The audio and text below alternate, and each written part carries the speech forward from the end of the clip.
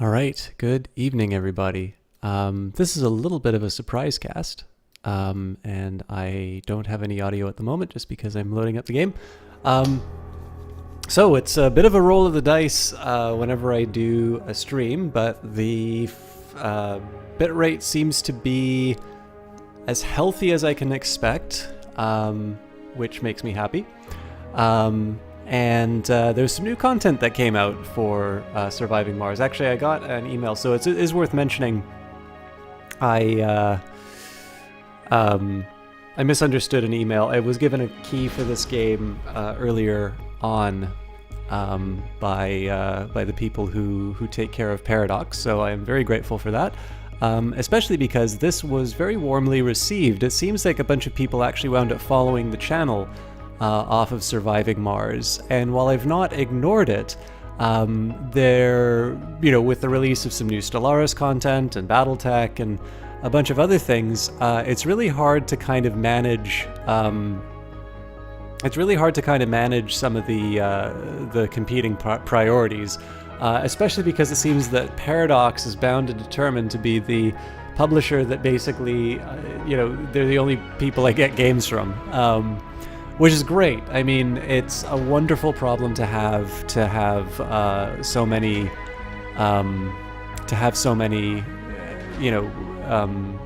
games and variety to play. So I wanted to make sure that because today, so there's one of these things that I like to do. I'm obviously not a massively influential streamer by any stretch of the imagination. But I have learned that, so that doesn't particularly matter. Like it's self-serving for myself if well, who else would it be? It's self-serving to worry about, oh God, am I going to move, a mass of opinions? Because again, the reason why I do this and the reason why I really like this is it's a chance for me to share stuff I'm interested in with people who, have liked my stuff enough to be able to continue coming along. So one of the things that I've learned is to stream something even after an update or a patch or something like that is meaningful, because it with so many different things going on, E3 included, it's really easy to let things just slip by. And especially for people who might have said, looks interesting, or maybe I'll get it on sale, or not quite for me yet. This game is currently 30% off, so if you're waiting for a sale, it's there now. It's actually worth mentioning, I picked up the Deluxe Edition upgrade because I rather liked this game, and I thought it would be a nice little way to toss a bit of money, and also, I get some content as a result of that. There's another radio station alongside some different different images within the game. But yeah, one of the things I really wanted to do is I've realized that even if I don't do like a massive deep dive into a game, it's nice to just get a bit of a reminder of, oh hey, that thing that we really liked, there's something new in there. Maybe I'll check that out right now, because I think there's a lot of emphasis that goes into the early release or the launch figures or something like that. But especially for Paradox games, whether they're published or whether they are developed by them, they have a long tail. Like, there's a lot of support. Again, Crusader Kings, I said 5 years, but I think it might actually be 6 years that it's been supported now. At least 5 years. And the game keeps getting better. And we can expect the same for Stellaris. We can expect the same for a lot of games. And I hope that Surviving Mars is one of them, because I was intrigued and I was pleased by this game. But I don't think I really appreciated just how enjoyable it was.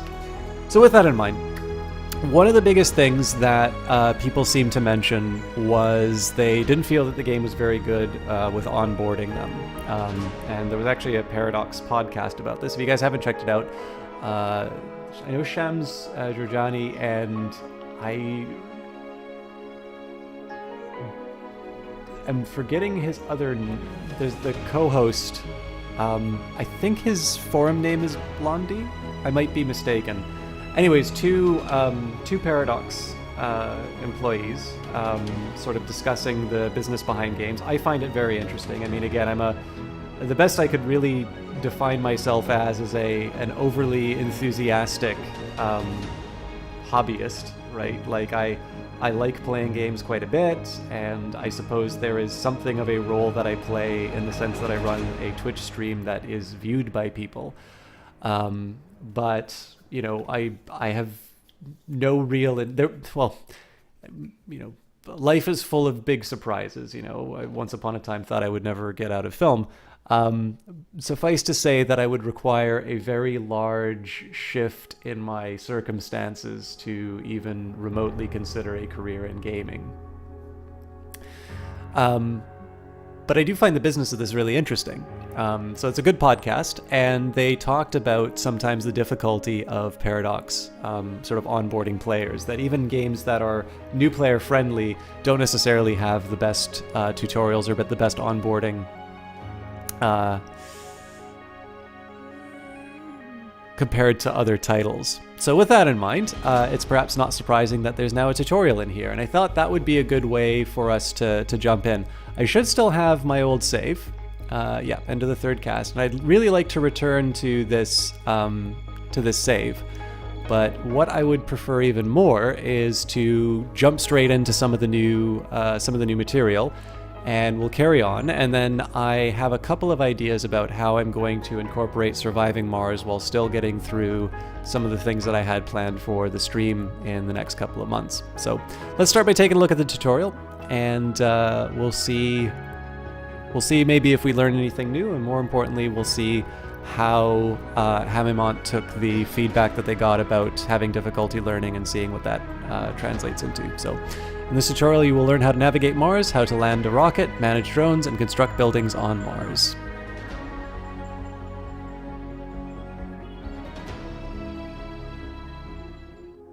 Welcome to Mars. In this training exercise, you will learn how to gather basic resources from the Martian surface, how to construct a small base, and how to refuel the rocket in order to send it back to Earth. Let's get started. Achievements are disabled during all tutorials. Hints, such as this one, will appear throughout the training process, giving useful information on how to advance in your current tasks. You need to master the camera controls and familiarize yourself with the terrain around the prospective colony site. Zoom in towards the suggested landing site. Zoom in by using the center mouse button on the explored sector to examine the surface of Mars more closely. Pan using WASD, tilt or rotate by holding the middle mouse button and move the mouse. You can also hold the Alt button. Zoom with the mouse button or use comma or period, and an overview mode. Now it's time to land your first rocket. Proceed by selecting the pinned icon representing the rocket that is currently in orbit around Mars. With the rocket selected, designate a landing site on the indicated location.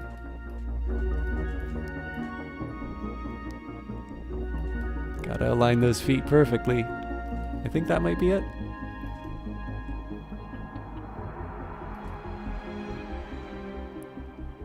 It's one of these two.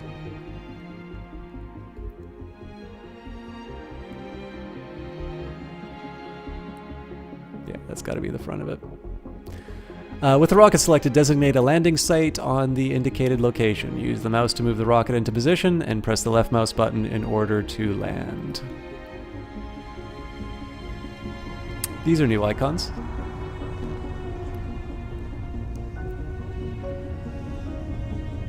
It's a very pretty game.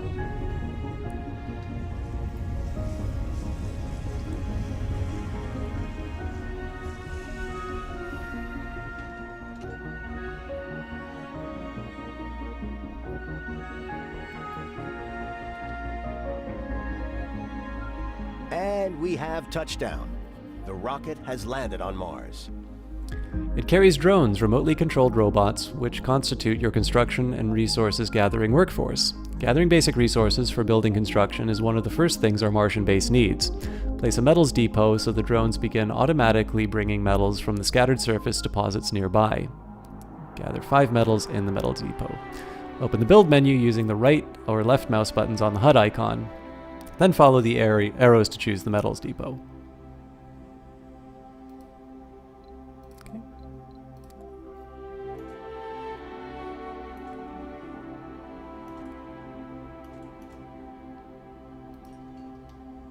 Use the controls on the HUD or the following shortcuts to control the game speed.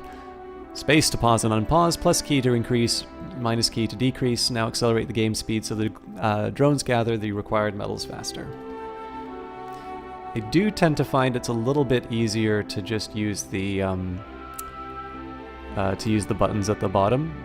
It's usually because I got my hands on the mouse. Valuable resources that will be essential for the construction and maintenance of the colony. Initially, it's best to designate a universal depot, so the drones have a place to store them. Place a universal depot near your rocket. Alright, so slow that down.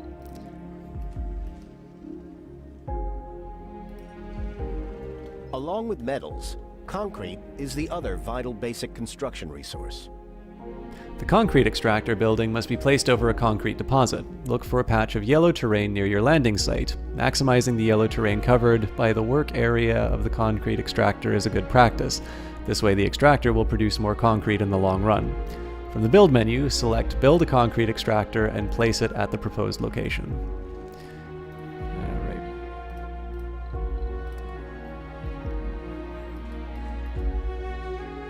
This, by the way, is one thing that I think is very helpful because, at least to me, like, intuitively, it sort of makes sense that if you build on top of the deposit like this, the area directly underneath the extractor isn't going to take it up.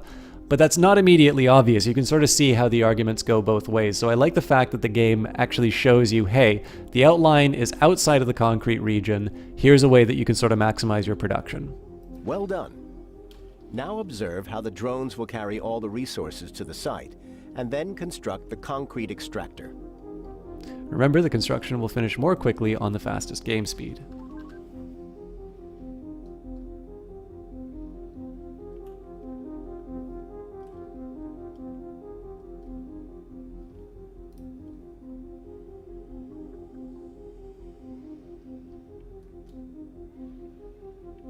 Let's see if we can come up with some nice dramatic angles.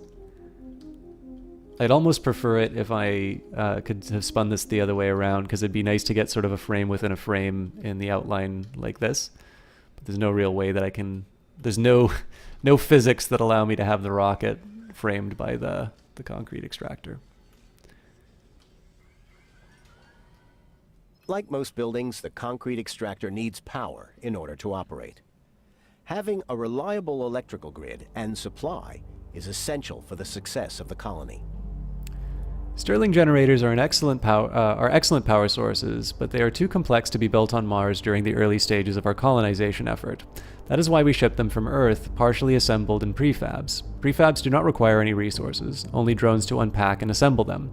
We've provided you with the Stirling generator prefab. Construct the Stirling generator and then connect it to the concrete extractor with a power cable.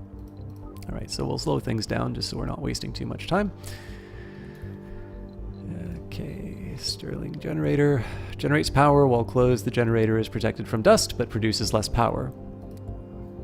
Place a Stirling generator prefab by selecting it from the build menu. Now the neat thing here, so notice that they held our hands in terms of what our, in terms of sort of telling us where we should place the item. And in this case, it's saying, okay, you can put it down wherever you want. So I would prefer to make sure that the Stirling generator is nowhere near the concrete extractor. And the reason for that is it generates a lot of dust. So we'll connect the Stirling generator and the concrete extractor using a power cable from the build menu to power up the extractor. Alright, so there's no tidy way to cable this, unfortunately.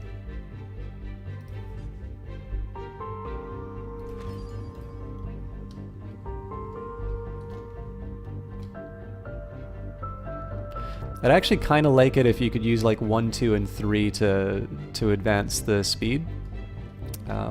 Just because, like, if you think about where my left hand is, right, it's going to be on the Oh god, no, don't do that.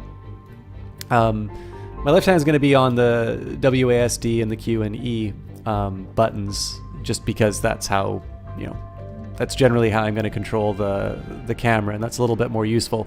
Problem is that normally if you play sort of a real-time strategy game or something like that, you use the middle mouse button to be able to drag the map like it's a piece of paper. But of course that's already taken by your angles, right? So in this case, so far as I can tell, WASD is the only way that you can pan. And so I'm more or less going to keep my fingers on these keys. And the drawback, of course, about plus and minus is that it's all the way over on the other side of the keyboard. Waste rock is a byproduct of all extractors and is best stored at designated locations. This way you can ensure that it will not be in the way of future construction. The amount of waste rock per resource is extracted depends on the grade of the resource deposit. You can select a resource deposit to view its grade and the amount of resources remaining on it. Place a dumping site and a concrete depot to store the extracted concrete. Alright, so I'll start with a depot. And I think we'll put that nice and close. Well, we'll put it nice and close to the extractor, but we'll put it on the side that's closer to our existing deposits.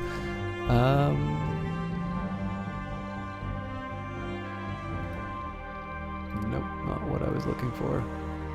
I just wanted a overlay of what the range is going to be. And now we need to find a dumping ground. I tend to find the best places for dumping grounds are sort of like away from, so, in things like this, where it's not likely I'm going to be building near them.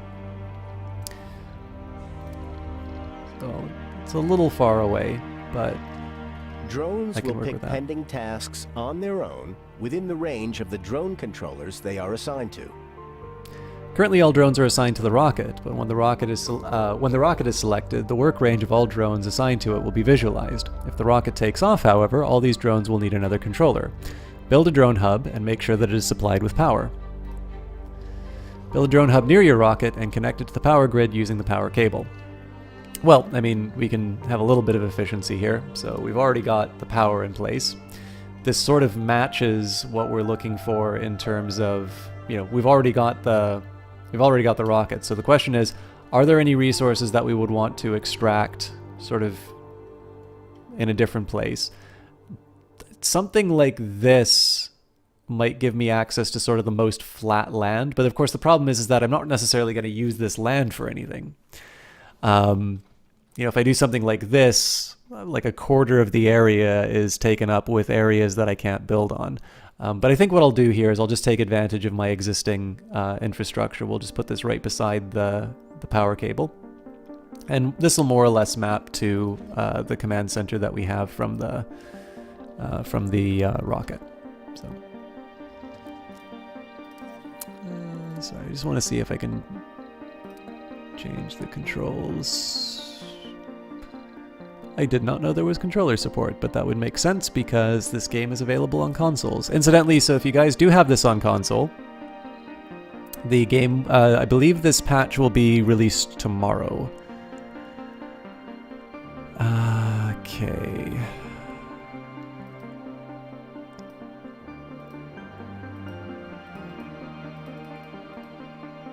Right, so that looks like those are all buildings.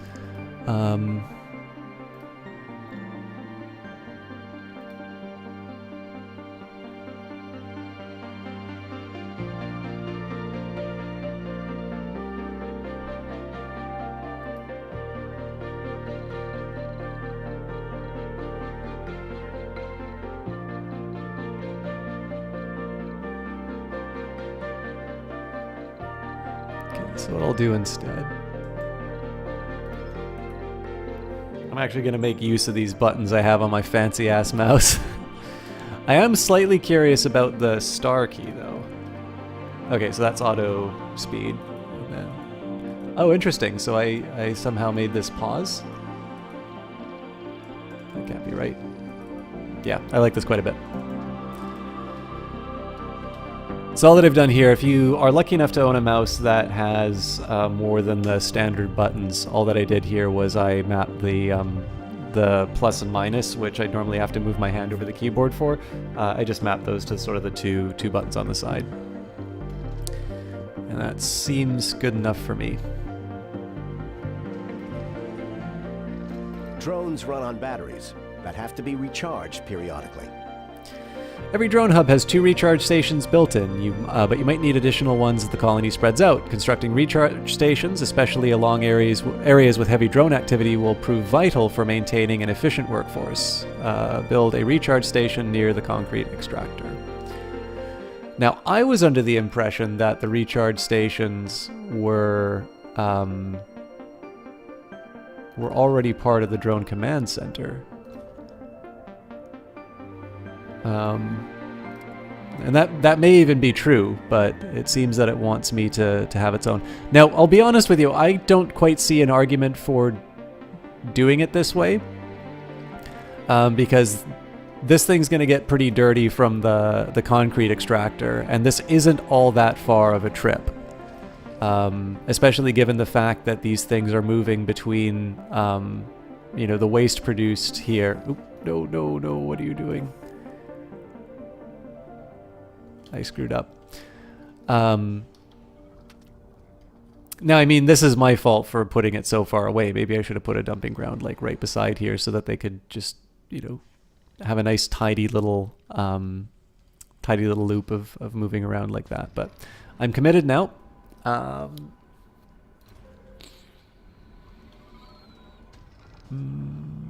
Yeah, that definitely looks like a pair of recharge stations. And I'm slightly curious about the maintenance. So it looks like these things are maintained just maintained by metal. So I think that's another argument for. I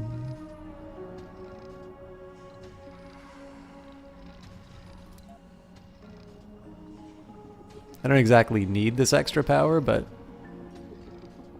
Maintaining a steady supply chain between Earth and Mars is essential, especially during the early colonization stages.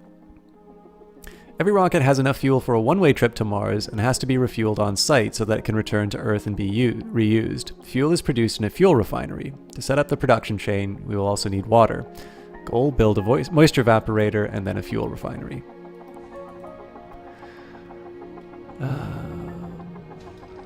Remember, each building needs to be individually connected with a cable. Adjacent buildings do not transfer power automatically. All right.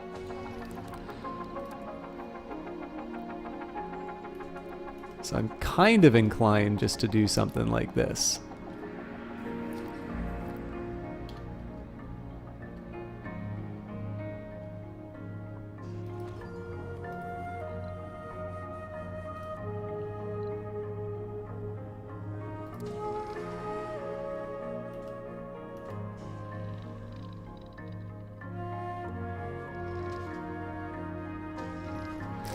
Slightly curious about some of the features. So it doesn't say if there's any kind of contaminate nearby buildings with dust. Yeah, this just produces fuel, so I'm happy with that. And I believe I'll need some kind of pipe.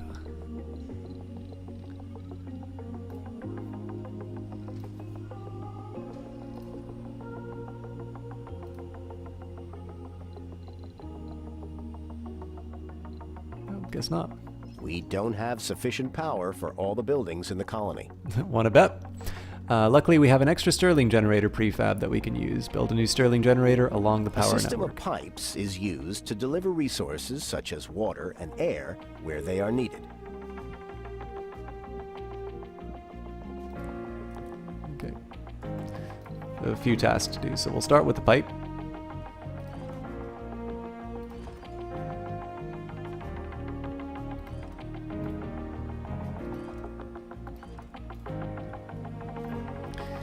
And I can't remember if Stirling generators have proximity Yeah, so it looks like you can kind of keep those beside each other, but I did put this sort of at the end of the chain, so we'll put that right beside. Again, I sort of doubt, so this costs 5, this costs 5, so it got 10. Oh yeah, no, we definitely don't have enough. Well, no, it's producing 20 power. So 5, 8, 12, sorry, 13 and 18. So we actually already have enough from the one Stirling generator, but I'm not going to complain about having more. And for some reason, that pipe doesn't count.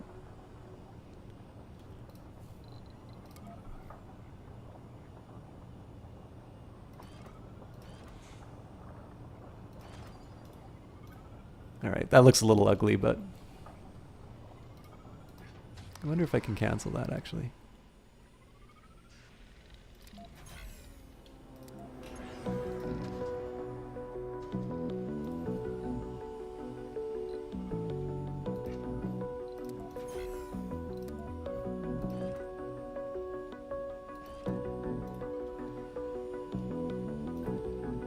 Well, I'm going to be unhappy with one of them. UI selection water grid rollover. I think that's a mistake. Alright. There has to be a way that I can cancel construction.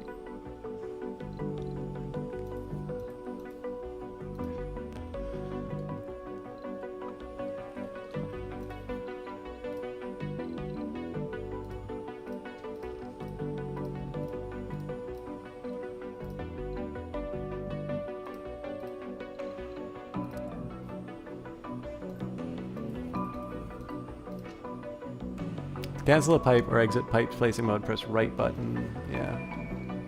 Yeah, you know what? We might as well build it. It's inefficient use of resources, but... Fuel production is now underway, and the drones will begin to deliver the fuel to the rocket. Use the speed controls to increase the game speed, and so the rocket refuels faster. For the purposes of this tutorial simulation, the rocket needs far less fuel, 5, than it would during a normal playthrough, 60. And because I feel like it, I will build a depot for the fuel. Nope, won't let me. I realize this is not exactly the most scorching gameplay, but I don't know. I like tutorial. Honestly, I actually just generally like tutorials in terms of just sort of seeing how the developers think about the game. And just in terms of how they sort of show you how they think the game should be played, or what the most important ideas are. The funny thing about this is that I found this more or less apparent. So like when I first played this game when it came out, I don't think a lot of these concepts were mysterious to me. I definitely know that I was less than clear on a few things, but I felt that the game gave me enough to kind of keep my wits about me. But yeah, I don't know. It's I think sometimes select the rocket and press the launch button to send it on its way back to Earth. I sort of think to a certain extent, even just having something that has that label tutorial on it might be enough. Congratulations. You have finished the first tutorial. Okay, you've learned how to set up a basic outpost on Mars and can gather resources for further exploration and refuel rockets. Using rockets to bring in additional supplies from Earth is essential for a fledgling colony. Play the next tutorial, Rovers, Exploration and Research. Welcome, Commander. In this training exercise, you will get acquainted with one of your most valuable tools, rovers. Rovers are vehicles with a variety of useful functions like transporting resources, commanding drones, and analyzing anomalies. You have direct control over all rovers in the colony. Select the RC transport and move it to the designated area. Alright, so it looks like the game has already started us off with a much nicer colony. It would be kind of neat. I can sort of see a construction tutorial where they actually get you to build this sort of thing up. Because if you think about it, the game... So this should probably be fairly apparent in terms of like the difference between a Stirling and generator, but it hasn't necessarily talked about saving power. which I think is a fairly important concept, but we'll see if maybe they cover that later. This is a much tidier looking colony than what I had. Anyways. Now let's try moving around. Move the vehicle to the area indicated by the arrow. With the RC transport selected, move it with the Move Interact button and its info panel, or by using the right mouse button. I always make the mistake of right-clicking. Rovers consume battery power while operational. From time to time, you'll have to recharge their batteries.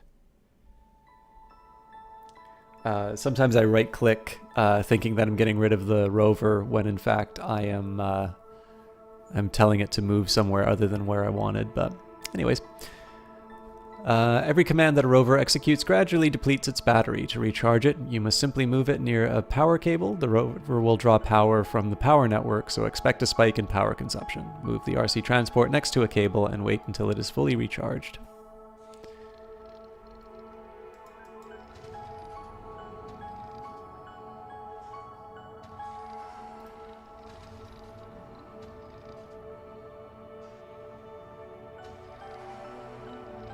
The RC transport can load and carry resources around the map.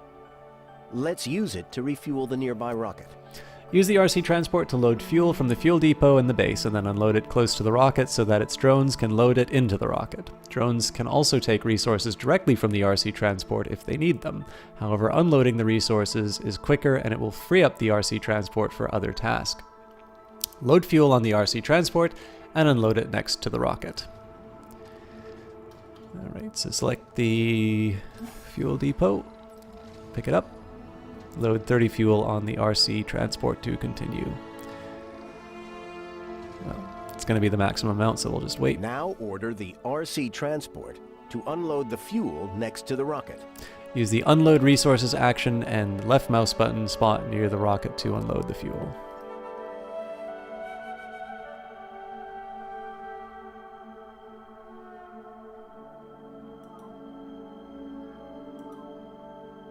Wait for the drones to bring the fuel inside the rocket, and then select the rocket to launch it.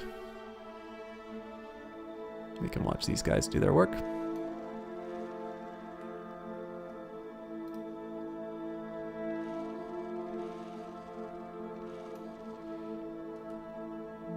My irrepressible urge to do lots of photographs, really close-up things. Although I wonder if I can somehow get the Martian lens. For this one, I'd probably use like the in-game photo tool. I don't know if I'd go for like a super wide angle so that we can see the rover in the front as well as the whole Martian landscape, or maybe I'd try and go for something like really telephoto to just kind of compress everything together. I think both could work. I kind of feel like wide angle's a little bit better for the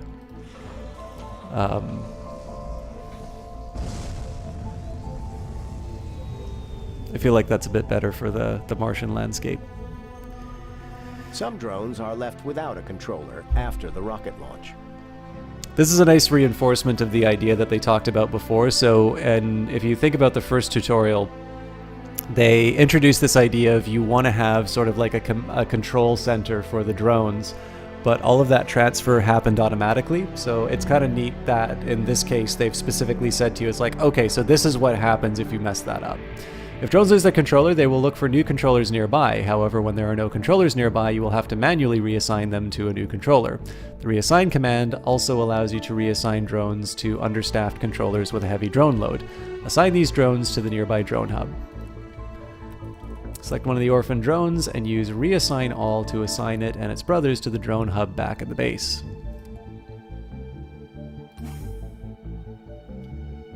The RC transport is able to gather resources directly from surface deposits without the help of drones.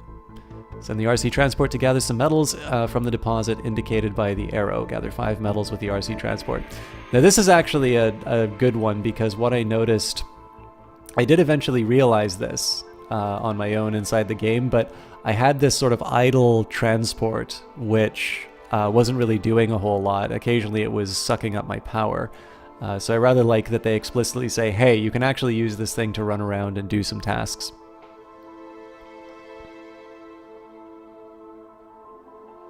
Although it is a bit slow.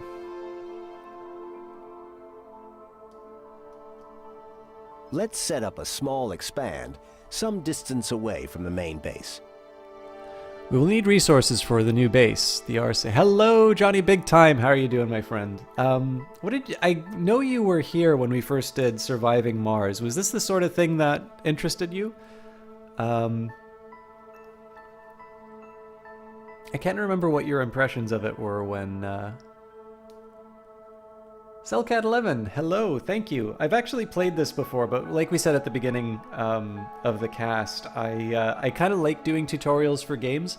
Even for games that I feel like I know reasonably well, it's always neat to see how a developer thinks about it and what they think is the most important.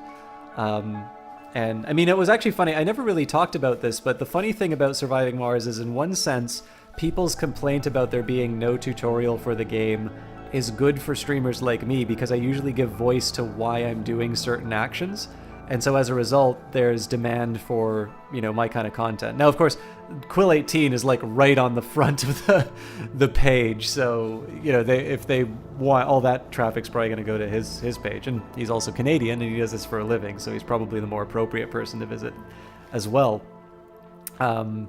But I like that Hamimont listened to that feedback, and they've now made a specific tutorial. It's kind of neat to see how they go through it. It looks pretty fun. It's like SimCity, but on Mars. Yeah, you know, the thing that I like about it is that I feel that because it's on Mars and you have some survival elements to it, like you need to make sure that your colonists do well, I feel like it's slightly more goal-oriented than, say, like City Skylines or SimCity. And the problem that I have with that is that I feel like even in sandbox games, I benefit more from like some boundaries to kick against. So I like this approach to it a lot. All right. RC Transport can be ordered to transfer a large amount of resources in multiple goes via the Create Transport Route command. The RC Transport will automatically recharge itself if starting or at the starting or the ending point of the route is near a power network. Set a transport route between the universal storage in the base and the marked location above the main base. Okay. Transport route. Select the universal depot. All. And it's less clear where that... Oh, there we go. Nice work. Observe how the RC Transport makes its first course along the transport route. If things take too long, remember to speed up time, like unto a god. Actually, do you guys want to hear the new radio station? I think it's Quantum Sonics is the one that you get with the deluxe DLC. So I actually really like the default one. I more or less, I really bought this because I wanted to make sure that there was, I mean, so obviously I support the game through covering it, but I actually really wanted to make sure that I put some money towards the game. And I do that with Stellaris too. Like, I don't see any point in requesting something like a cosmetic DLC, because that isn't something that's really like, that's not something that really drives the Twitch. Commander, one other thing. The RC Rover is a mobile drone controller that carries its own drones. With its help, you can gather resources from surface deposits, construct and maintain buildings. When moving far distances, the RC Rover will first recall its drones before moving off to its destination. Move the RC Rover to the site of the expand.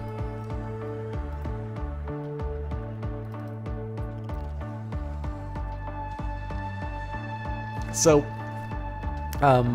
you know, for the Plantoids DLC for Stellaris, I quite like, but there's really no point for me saying it's like, oh hey guys, I'm an We need to construct influencer. a new sensor tower to scan the nearby environment. I don't pay for anything.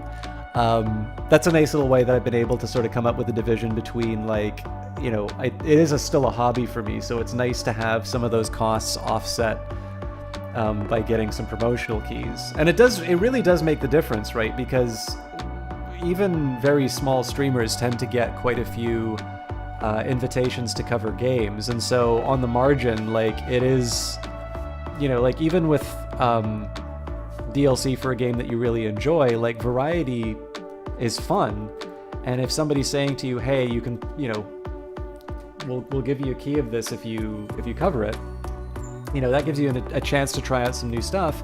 And even if you have a favorite game, like, it's like, well, I can always get back to that at another time. So I think it's a nice balance.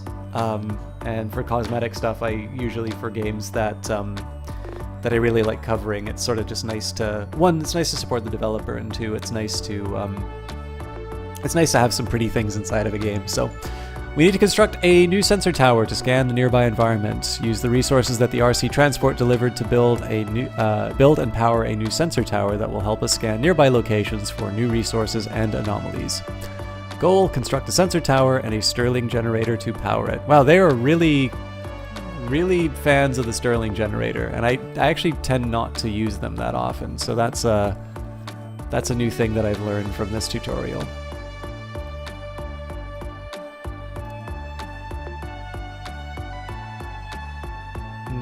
So this will generate a bit of dust when I build on there, so I'm going to push this out a little bit. Good job. Construction may take some time until the RC transport delivers the needed resources for the sensor tower and Stirling generator. Well, looks like they're not having any trouble. Yeah, so other than Stirling generators, I'm usually a big solar panel fan myself. Solar panel and a battery, I think it's a fairly decent combo.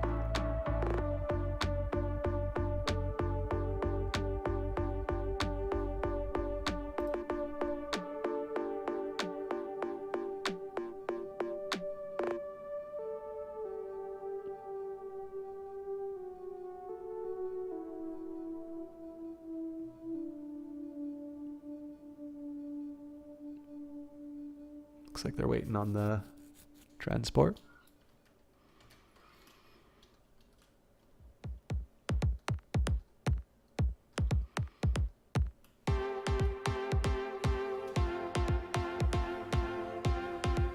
So one of the things I also like about this game, which you don't always see inside of a game like City Skylines or SimCity, supply lines. It's time to learn about scanning sectors and exploration. Supply lines are kind of interesting in terms of just sort of like, your colony is going to be able to function, but to be able to get these supply lines in terms of just making sure the right resources are going where they have to. I like that it's present in the game. It's something that you can largely ignore if you want, but it's something that can give you a nice little edge. I don't know, that works for me. Alright, it's time to learn about scanning sectors and exploration. You can scan new sectors or discover more resource deposits and anomalies. This is done from the map overview.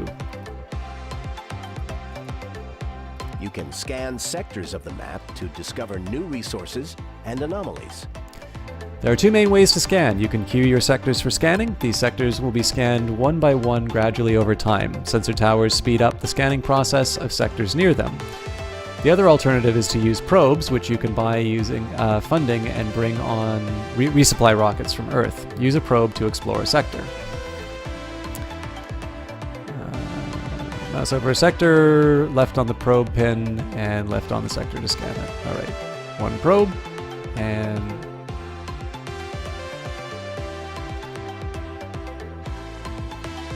well, that's that. You can also queue sectors for scanning.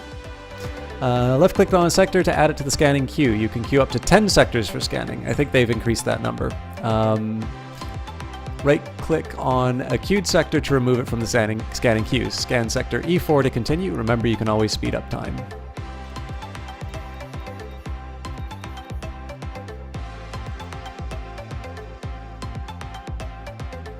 Normally I just go about my business, but the game's not going to move forward without finishing this, so we might as well enjoy the scenery.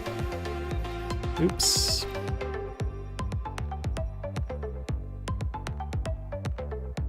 Well done. Now it's time to use our fully operational RC Explorer to analyze the anomaly. It didn't tell me that I found an anomaly. Select the RC Explorer and use the Move Interact action to order it to analyze the anomaly. This will take a while, so consider increasing the game speed to the fastest. Use the RC Explorer to analyze the anomaly. Anomaly found. Oh boy. Good job. The RC Explorer is on its way to the anomaly. Wait for it to analyze the anomaly to continue.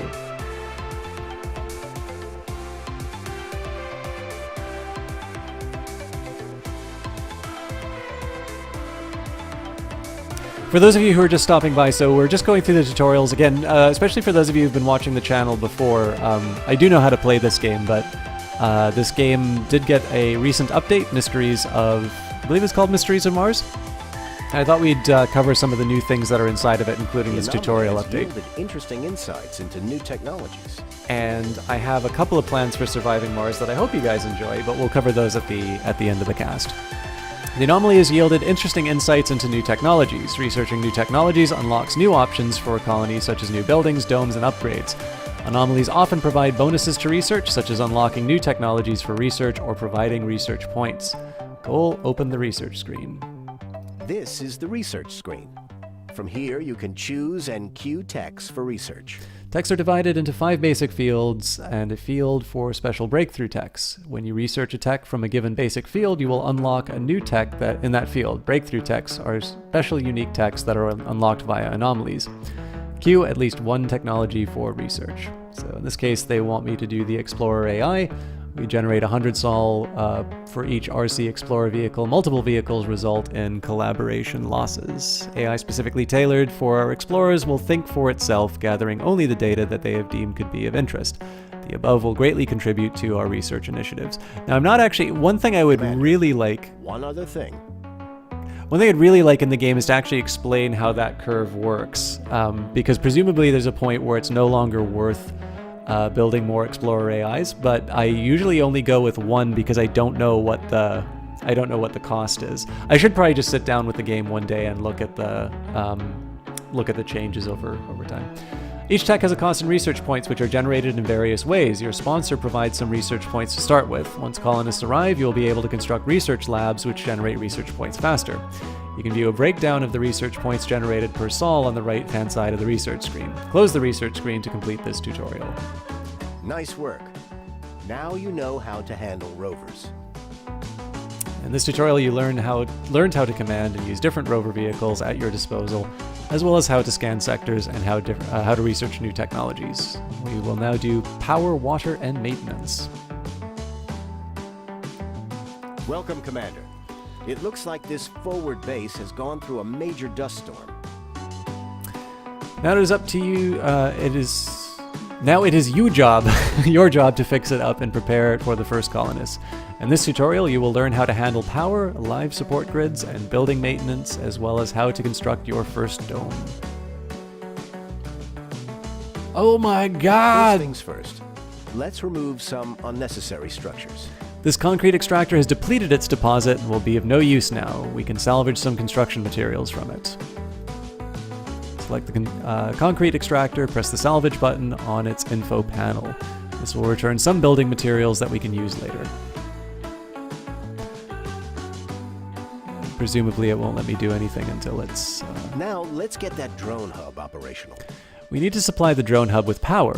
The resources from the salvaged concrete extractor should be enough to construct a solar panel. It would be best to make use of the existing power cables to connect the two buildings and avoid wasting more metals on cables. Power the drone hub with the help of the solar panel. Construct a solar panel to power the drone hub. Place a solar panel near the existing cables to connect it to the same power network as the drone hub. I am mildly curious when one would want to build small solar panels.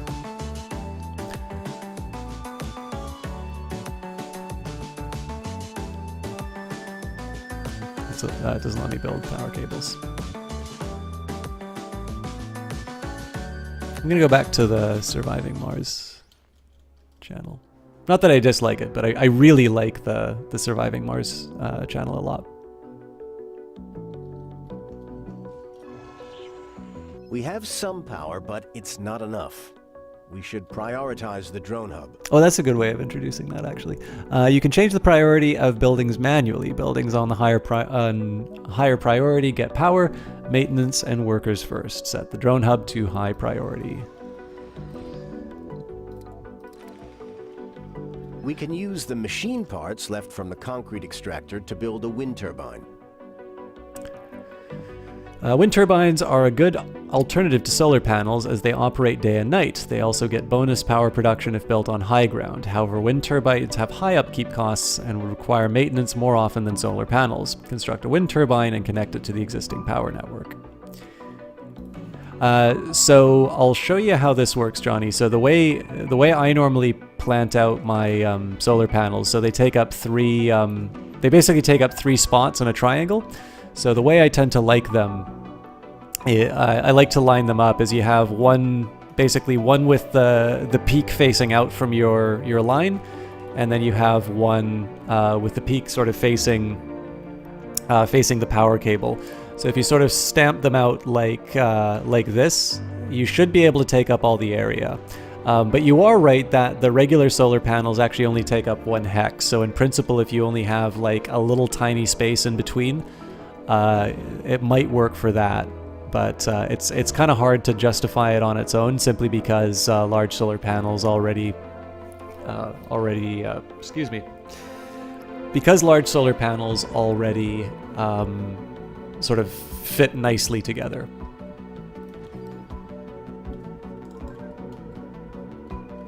It would have been nice if we had some high ground to put them on, unless this already counts as high ground.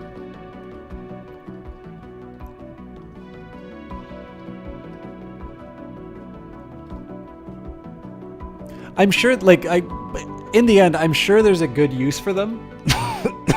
I'm just not 100% sure Even with the wind myself, turbine, there won't be enough electricity to power the base, especially during the night.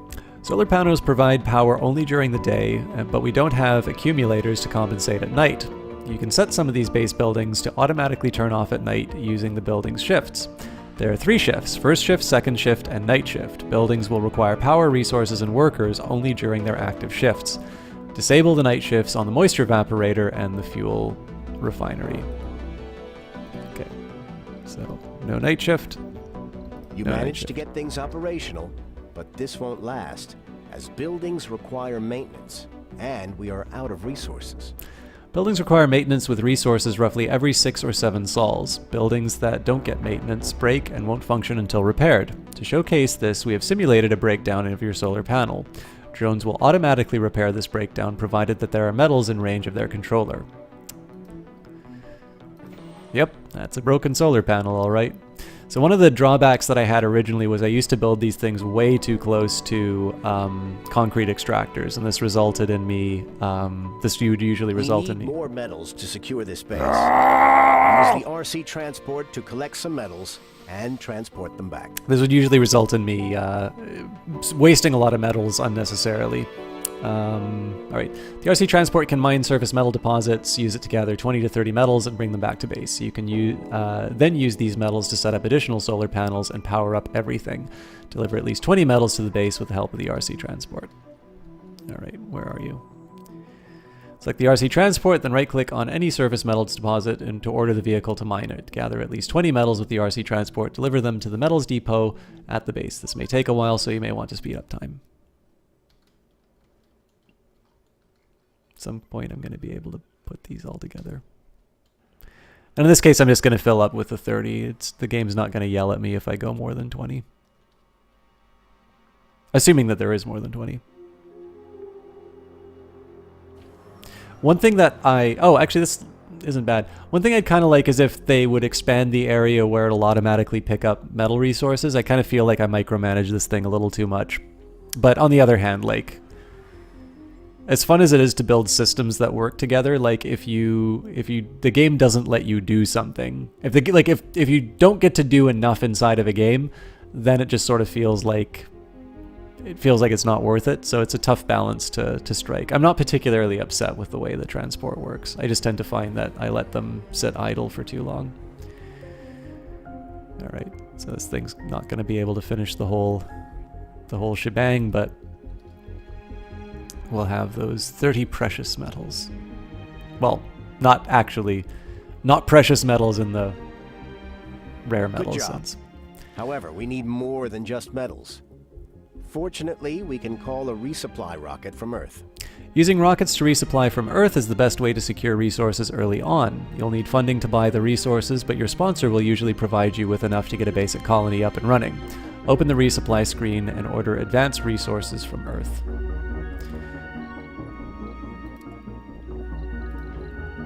Order 20 polymers, machine parts, and electronics, and then launch the rocket with the launch button.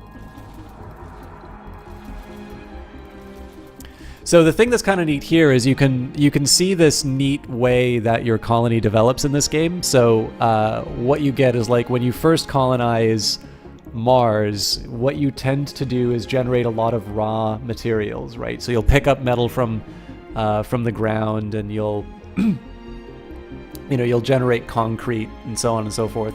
But as you bring humans onto Mars, you gain the ability to sort of create these added value items, almost like you're able to make more refined things. So you turn metal into machine parts, and it's a neat little way managing that transition from, like, collecting raw materials and importing the refined ones from Earth to ultimately making a fully self-sustaining colony was roughly around the point where we finished in the last time that we played the game. So that's fun. It's actually one part of the game that I really enjoy.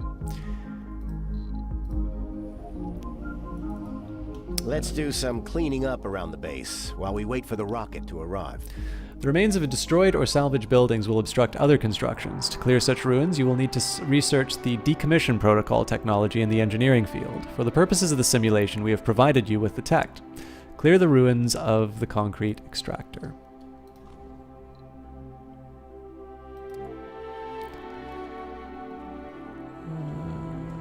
Okay. Oh my god, it's gonna blow.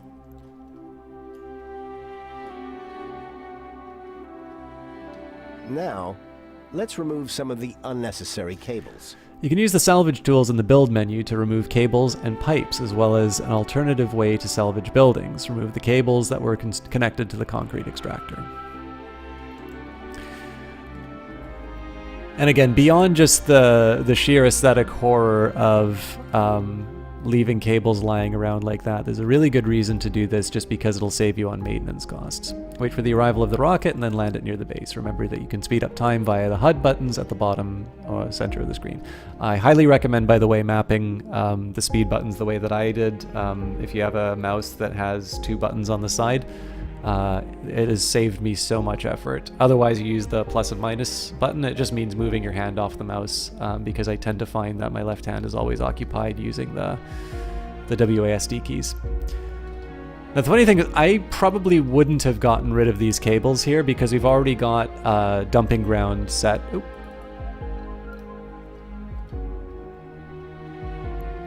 Let's find a good spot to... This'll do. So we've already got, like, we've got a depot here.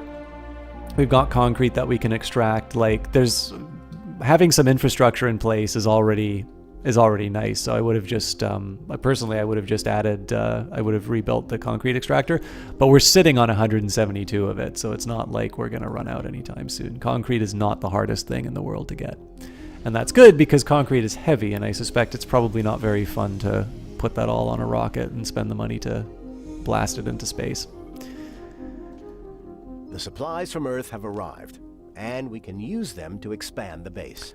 Let's start with a power accumulator. It allows you to store power for nighttime or emergencies. Keep in mind that accumulators have a capped maximum output, so a single one may not be enough to power all the buildings at night. Construct a power accumulator and connect it to the power grid. You may want to construct some additional solar panels and wind turbines in advance to sustain the base expansion. All right. Build one of these in the... I think this is probably the best place for it. I'm going to, instead of building new things, I'm first going to leverage what we already have access to.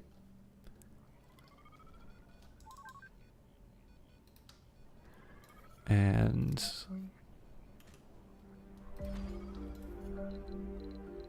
I might as well fill up the spots with some additional solar panels.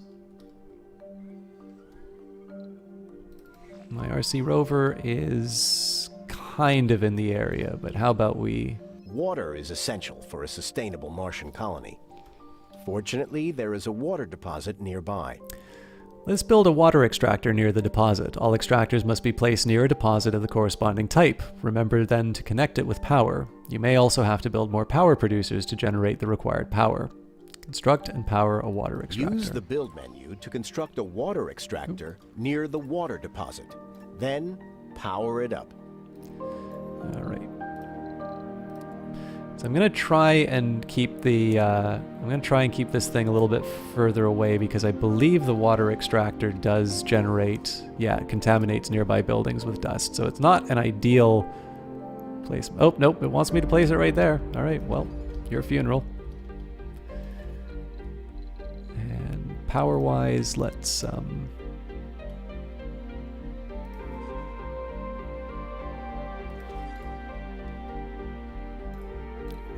what does that thing cost me in power, by the way? So we added 2 solar panels already, in addition to what we already had in the on the grid. So it takes up 5. Large solar panels generate 5, and we don't have small ones available yet. Of course, these things haven't been... Oh! My bad. I shouldn't have connected that because it's all dead. All right, well. Oh God, no! Should have rebuilt.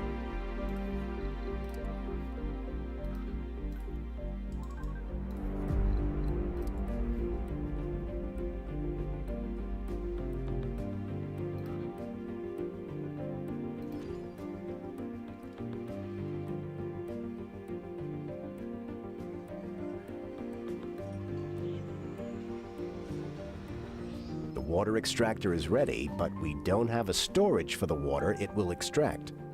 We'll need water for domes, farming, and polymer production, but for now we don't have any of that, so we can store some water in a water tower.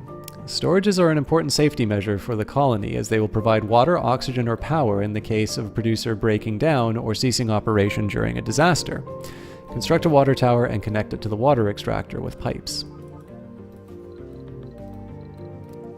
It doesn't give me any guidance in terms of where to put the thing, but we might as well.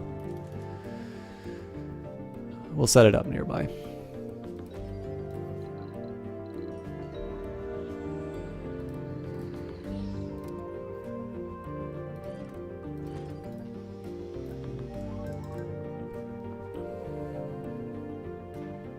I'm not quite sure where the dome's going to wind up, so this might be a terrible place for the tower, but there you have it. The time has finally come to build the first dome that will house our colonists. Domes are large superstructures that house colonists. You can construct many buildings inside domes. Some of them will require colonists as a workforce. Domes have limited space, but can be connected via passages to form larger systems. This I did not know, so this is actually a really good idea, because one of the problems I would run into was I would have sort of this tedious job, it felt like, of making sure that people wound up in the right areas so that, the kids would wind up in one place or what have you. So to be able to kind of create this network of domes connected through passages means that I can sort of have like a shopping district and a housing district and so on and so forth. I don't know if that was added in a patch or if that has always been the case and I just didn't understand it, but that's another great example of something that you learn in the tutorial. Remember to use the RC transport to mine metals and to call resupply rockets if you need advanced resources to finish the dome. Construct a basic dome. This will take a long time, so you might wish to speed things up with the speed controls. Well, let's start by actually putting this thing down. Let's find something for my transport to do. So I'm going to see if I can set up a trade route this way.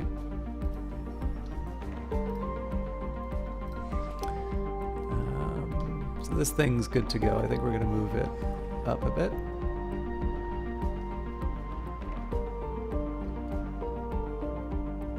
And okay, so we need 80 concrete, 20 metals, and 10 polymers. And we have all of that. We're not going to be able to maintain our battery for very long, but we can admire the beauty of the construction of the dome from the inside.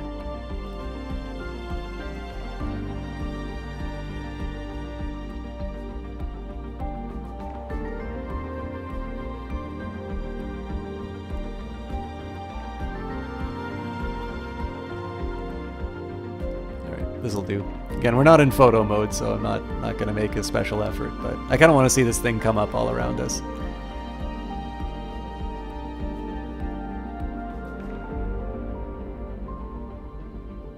I'm wondering if there is a way... So I'm just trying to think, as far as this tutorial is concerned, obviously there's a lot of, wait for this thing to be built moments. And that is actually what the experience of surviving Mars is, but generally what you do is you're going to have multiple things that you want to accomplish. So while you're waiting for, object X to be built, you're building some infrastructure for object Y. So it sort of feels like these tutorials make you sit and wait for a while, and that's time that you're not really spending learning about the game. But, I mean, that's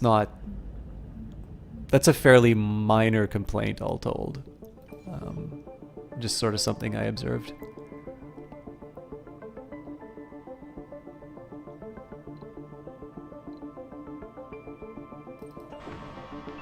Yep, it's still doing its thing.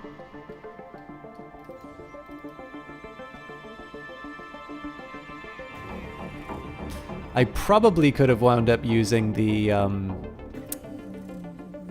transport to help with that concrete, actually. I think that seems to be the bottleneck. We've already set aside enough resources for everything else, so. But we can watch this progress.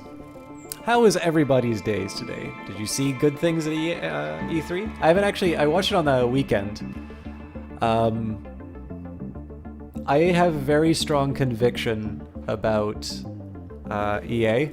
I think EA's the level of hate that EA gets is totally disproportionate to its merits as a company.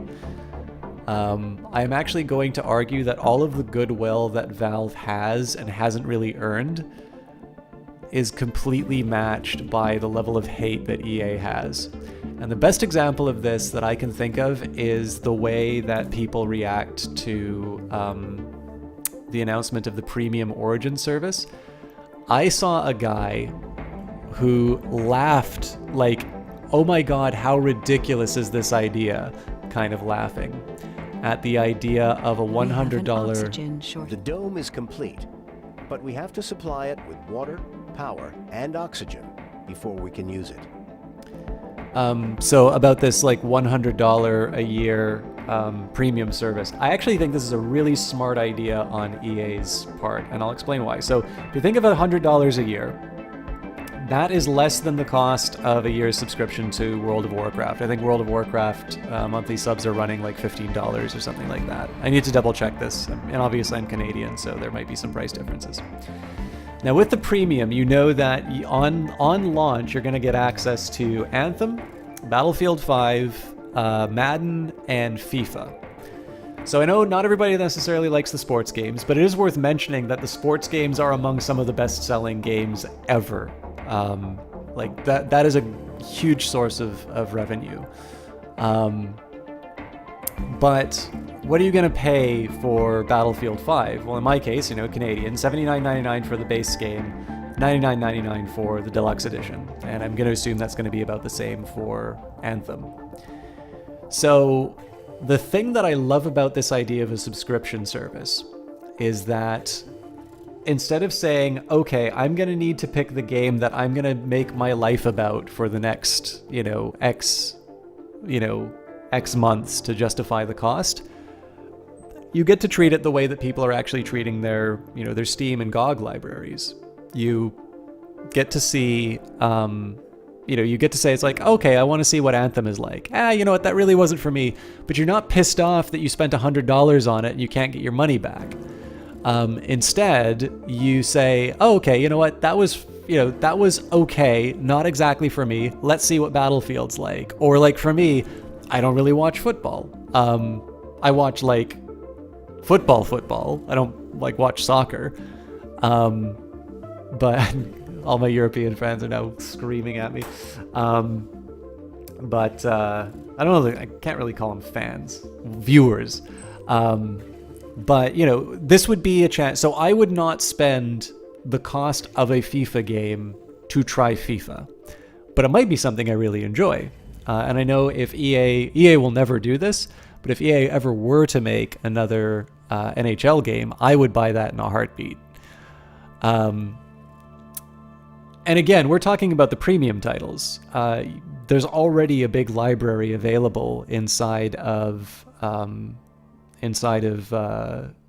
EA Origins. So the thing that I like about it is that it also aligns EA's incentives in a slightly better way. So if you guys don't like the fact that EA does a lot of DLC or loot boxes or something like that, they've already eliminated something like loot boxes. How you doing, Storage again? And sorry guys, I will go back to Surviving Mars, but actually I brought up E3 and then I wanted to bring up this other thing, and hopefully this is less controversial than my Steam versus itch comments, or at the very least that people are nicer about them. The thing that I like about this is that if EA does this more subscription-based model, so first of all, for gamer, it is actually a reduction in the cost of games. Like, the cost per game goes down for gamers, in my opinion. And the incentive for EA is now to provide enough content and enough enjoyable games so that they can justify that $100 a year price tag. Which means that rather than feeling like you're being nickeled and dimed in every game, and don't get me wrong, I'm sure they'd like extra sources of revenue. So, you know, I'm sure there will be like other microtransactions cosmetic-wise. Sorry guys, I'm trying to make an adjustment to my mic stand. There we go. Okay, I've been wanting to have this thing riding a little bit lower all day. Reduction in cost of EA games is a brilliant idea from someone in Australia. 70 cents to the US dollar is ball busting. I agree completely, Mad King Brutos. And I mean, given the statements of a certain orange-colored head of state, the Canadian dollar is not necessarily doing that much better either. So, like, don't get me wrong. Like, I'm not going to say that $100 a year is chump change. But given the fact that to try out a game on release from EA, you're looking at about that cost, you know, give or take $30 depending on where you are. Like, I think that is a fairly, number one, I think that's a fairly decent price. You get more variety. So, I mean, I think all of us have Steam or GOG libraries where a lot of things are just kind of hanging out in there. And, you know, like, let's face it, when you buy a AAA game, it's not that you cherish it for your whole life and you constantly play it. I mean, there's higher end stuff that I've bought that I haven't played. So rather than soaking the full cost of this thing or playing this game like, ooh, I wonder how much of a discount there's going to be. Incidentally, 30% off on Surviving Mars currently, at least at the Paradox store. I believe Steam has a discount as well, but obviously check that out. Definitely Paradox Plaza, I got a discount on the Digital Deluxe upgrade that I got. But yeah, so rather than playing this, you know, this game of like, ooh, I wonder what the best deal I can get is, and waiting to play something that you might really enjoy, the idea is like, okay, I'm going to pay, you know, an annual fee or a monthly fee or whatever, and that's going to give me access to a big library of games. And I mean, let's face it, EA has got a spectacular back catalog, right? Like Mass Effect, Dead Space, Dungeon Keeper, Populous, The Sims, you know, there's something for everyone in there. And like I said, in terms of EA's business model, it's a lot more focused on, can we provide you an experience that is worth that annual subscription, rather than, okay, some people bought Battlefront 2, what's a way that we can extract as much money as possible out of them? And I think it's actually, I think this is a great example of how sort of technological change and sort of a shift away from this weird idea that, you know, it's like once upon a time you would buy games in big boxes or like operating systems in big boxes. And that's because once upon a time, Microsoft needed to convince people that you actually should pay for software and that you are getting a product like and products come in boxes, right? Now, of course, we have better internet connections and people are already used to paying for software, usually. So it's just much more convenient to get it off the cloud. So we see that. And of course, now Netflix has sort of shown that this subscription model works really well, and there's going to be an equivalent Disney one, I'm sure. I'm sure there's going to be a couple of rival streaming services. I think HBO already has one. And so content is king. And I think EA is extremely well positioned to offer some kind of subscription service simply because they already have a really impressive back catalog. And again, this is the big thing. As much as everyone likes to hate EA, and I'm not going to be an apologist for the stuff that's not good that they've done, but I really think that subscription service is going to be something that actually takes away from maybe some of their worst impulses. And instead, it gives us an opportunity to sort of play, like, it's, I think, a lot more in line with the way that people actually play games, which is, not everyone gets Call of Duty or Battlefield and just mainlines that for like a year. For me, I play a lot of different games. I sort of take a little from column A, a little from column B. I go into my back catalog and stuff like that. And it's, I find that a really fun way of playing games. And I think that a subscription model like that will give people an opportunity to try things that maybe they wouldn't quite be willing to pay for on its own, and or like pay full price for, and it will allow people to find more games that they're interested in. So I'm very enthusiastic about that model, and I don't know if I'd quite buy the full $100 a year one, but I'm seriously considering an Origins subscription depending on what games are available. Anyways. Dome is complete, but we have to supply it with water, power, oxygen before we can use it. Domes require life support, namely water, power, and oxygen. They just repeated that. Connect the dome to the existing power and water infrastructure. You may need to build additional power producers. For oxygen, you will need to construct a MOXIE, a device that extracts oxygen from the carbon dioxide in the Martian atmosphere. Once the MOXIE is ready and powered up, connect it to the dome with pipes. It may be wise to build an oxygen storage as well.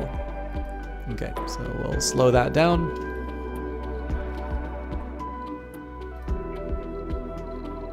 I think I'm going to start with the pipes.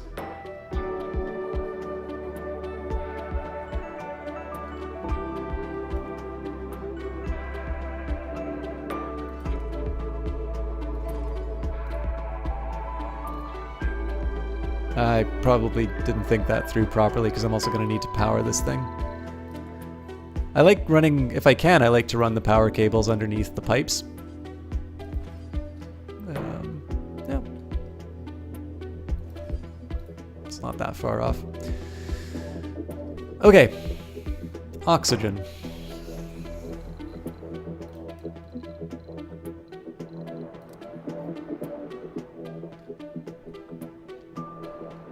Just trying to think the best way to handle this. I should probably just make it a totally separate system. So let's see, we've got...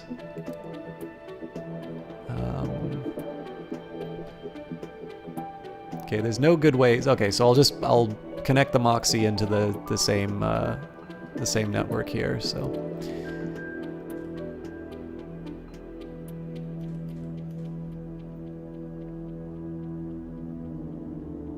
so we can go a little closer than that, but... again, I prefer to... oh, I can't build it up.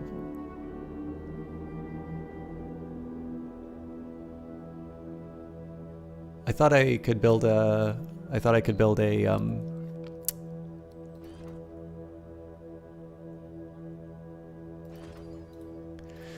I thought I could build something to store the oxygen, but that's apparently not true.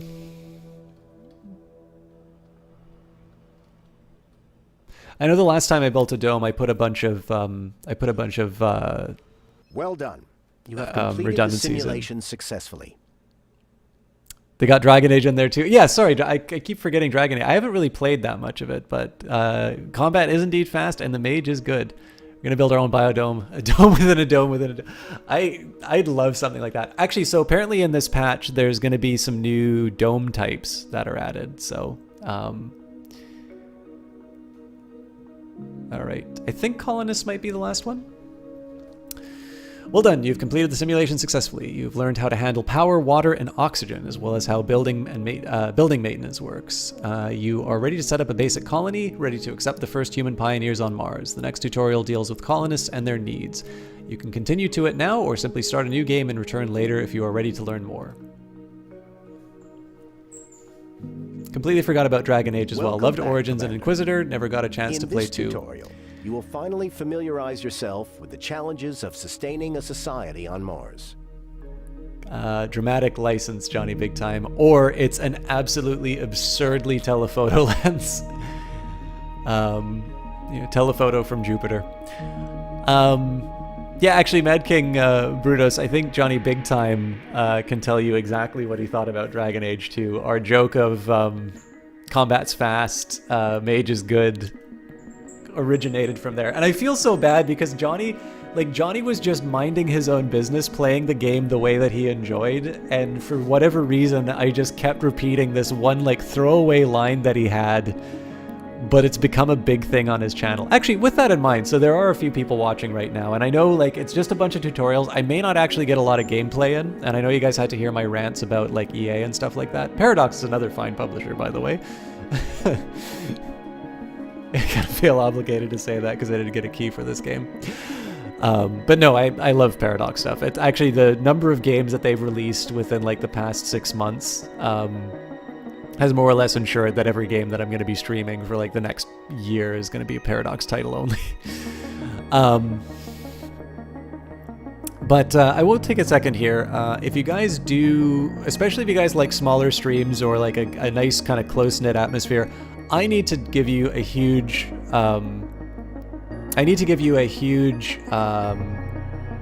oh, that's great, Mad King Brutus. Because one of the biggest complaints that this game had was the tutorial system. So it's or the lack of it. So if you're on the fence, they actually added a bunch of new stuff that so these tutorials are intended to correct what people perceive to be the biggest weakness of the game. And if you stick around to the end, I'll tell you a little bit about how I'm going to be approaching surviving Mars for the next little while. So that might help you if you haven't made a decision by the end. I'm going to be doing some more surviving Mars content in a slightly different format, so that might help you out as well. What was I going to say? But yeah, so Johnny Big Time. Really great streamer, somebody who will play just about anything, but I will say that he is particularly good with action games. And he's got an amazing personality. He's got a really good camera presence. He's got a great ability to kind of communicate with his chat and inevitably finds something hilarious to say, or just generally finds the fun of the game. Like I said, absolutely fearless in trying anything. I've made him play some of my weird nerdy strategy games like Chaos Reborn.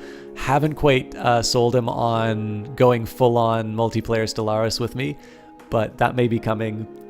He played XCOM. We play Spy Party together. We also did Ghost Recon Wildlands and Battlefield 1 on the weekend. Just the nicest guy. Ton of fun to watch his cast. And like I said, if you want to have a good laugh or you just want to watch somebody play a variety of games, and somebody's really good at them, by the way, absolutely check out Johnny Big Time. He's a really outstanding caster. And I think, Johnny, you should be able to do !SO and your name to get that link in there. I am far too lazy to do that on my own, and I don't have a mod right now, so... Alright, welcome back, Commander. In this tutorial, you will finally familiarize yourself with the challenges of sustaining a society on Mars. Everything done beforehand was a prelude to this very moment, the arrival of the Founders. Our first colonists are called the Founders. After they set foot on Mars, a trial period meant to test how humans fare on Mars will begin. No more colonists will arrive from the Earth until the Founder stage ends. Be careful. If all your colonists die during this period, the mission will be terminated. Best of luck, Commander. Johnny is indeed great. He is, as Eyes of Sin says, the foundations for bringing your first colonists have already been laid down. One of the final things left to do is to provide the Founders with living space. Lebensraum. He is, as Eyes of Sin is always fond of saying, the buttery man crumpet. By the way, let me know if you get annoyed by that characterization, Johnny. I never actually asked you if it's okay to call you that. All right, the foundations for bringing your first colonists have already been laid down. One of the final things left to do is provide the founders with living space. Oh my god, speak of the devil. How are you doing, Eyes of Sin? Great to see you as always. We were just shouting out the praises of Sir Johnny Big Time. Eyes of Sin is another very nice person, and she is actually, so if somebody uses the emotes inside of chat, she is the one responsible for that. Oh, hey, I just mentioned Jesse Quill as well, so I do have a mod in here. A bunch of wonderful persons. So I will give a quick shout out for Johnny just got here. There's a timer on that which I can't disable. I will give a quick shout out to Jesse Quill as well, but only after we finish the tutorial, because I don't have that much time left on casting. You've been lurking. Okay, good. No worries. Well, it wasn't like this is an off cast, right, Jess? So it's not the end of the world, but I feel bad because I told Johnny to do the shout out, and I know you're like always number one on that, and you get slightly crabby whenever I take those duties away from you. So you don't actually get crabby. That's just the way I characterized it. But I'm very happy that you're lurking because I like this game a lot. Are you ever going to stream this, by the way? The foundations for, living quarters are built inside the dome. The space within the dome is limited, so each building has to be carefully planned. This is actually one area which I still haven't quite figured out for myself, the optimal placement of buildings within these domes. So you did? I don't think I got to see you. Came here from the VODs on YouTube. Sorry, I don't seem to have the audio enabled for that, but oh, there it is.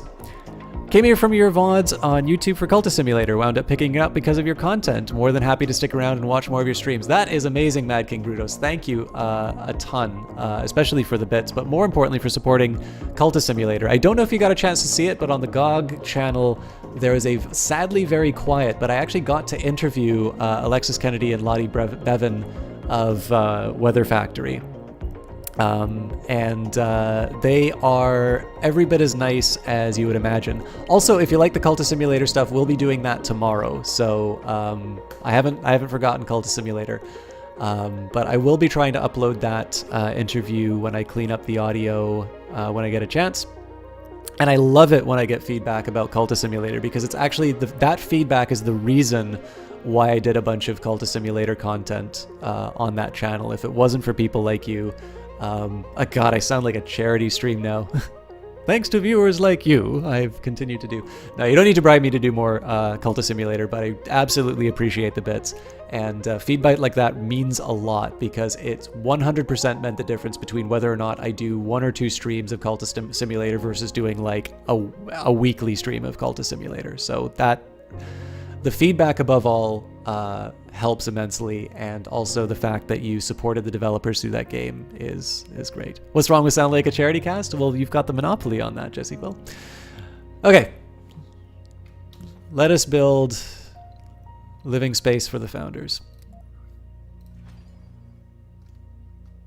Notice, by the way, they gave me a truckload of power because the domes take quite a bit. While we are waiting for the construction, what did you think of the game, by the way, Jess? If I was sad, I really would have liked to have seen your Surviving Mars stream. I feel bad that I missed it. You're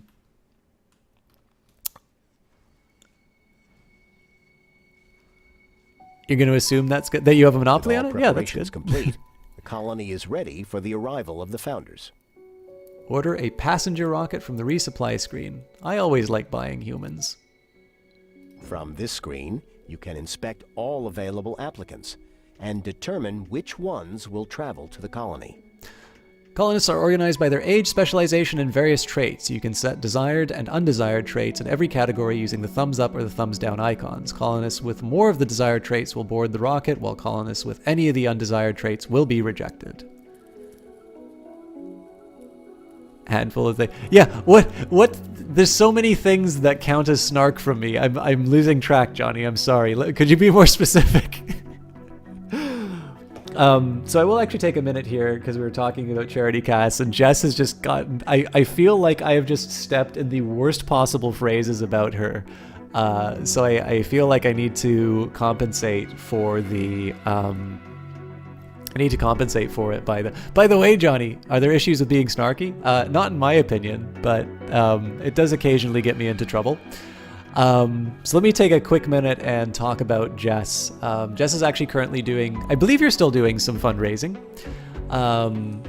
So she is the broadcaster. I always like to point out this fact. She is the one who, first of all, gave me some encouragement as an individual broadcaster and really told me to focus on talking, especially during strategy games. And that sort of fed back into it. It was sort of a reinforcing loop, because as it happens, those were the only things that I could stream on my laptop. It was through donations that allowed me to get the computer that I'm playing this game on currently.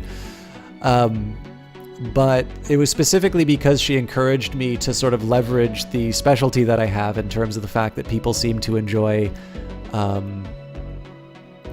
people seem to enjoy the sound of my voice, and far be it from me to deny them that. I'm certainly not improving anything by putting my image on the screen. Because she encouraged me to do that, that helped me kind of find my original, that helped me sort of find my feet on Twitch and helped me sort of build up the craft to a point where I started branching out into some other things. Actually, the first game I played with the new PC was Skyrim, even though Skyrim isn't exactly the main thing that I... Yeah, actually, I guess this thing's getting on to 3 years old now. I don't really need a new PC, though. But I will say for Jess, so in addition to the fact that she gave me that early encouragement, she was someone who encouraged me to start reaching out to some developers, because I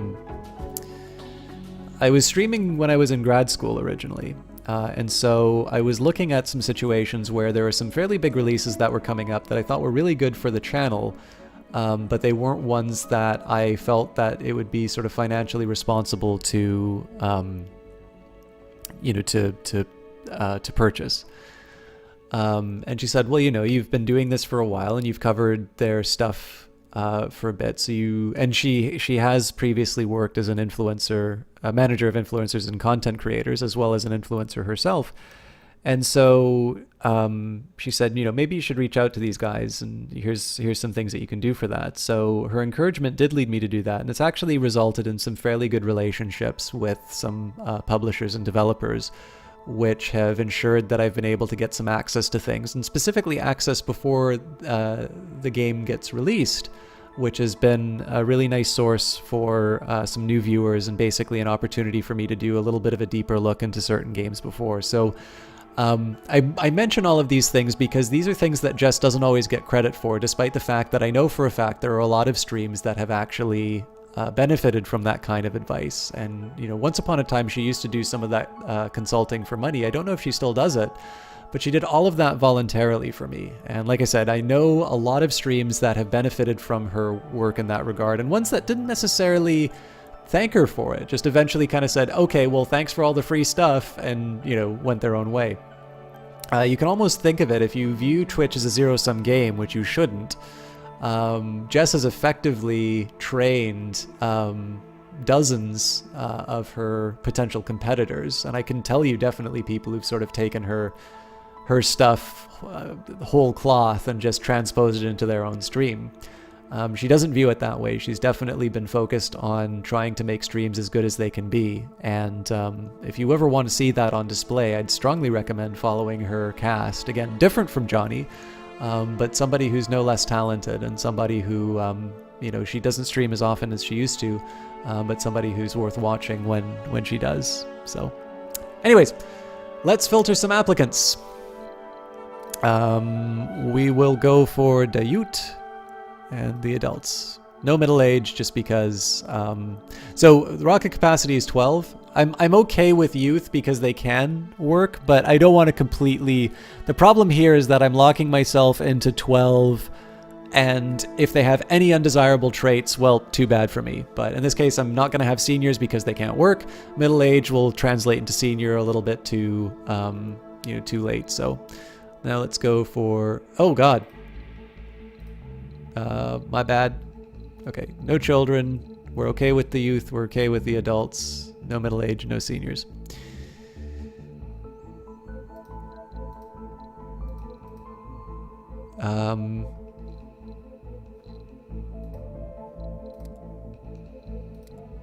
There we go. Okay, so ages were starts. I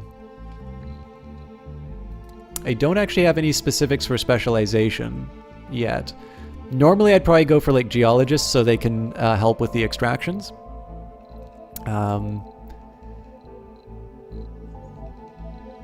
Women only, one dude. 11 females to each male. Oh god, everyone who is upset by Battletech, get your pitchforks out. Okay. All perks seems good, especially, I particularly, okay, actually let's think about this. So, Workaholic, Survivor, Sexy are definitely ones that we want. Composed, Genius, Celebrity, Saint. Higher individual base morale. Okay, I can work with that.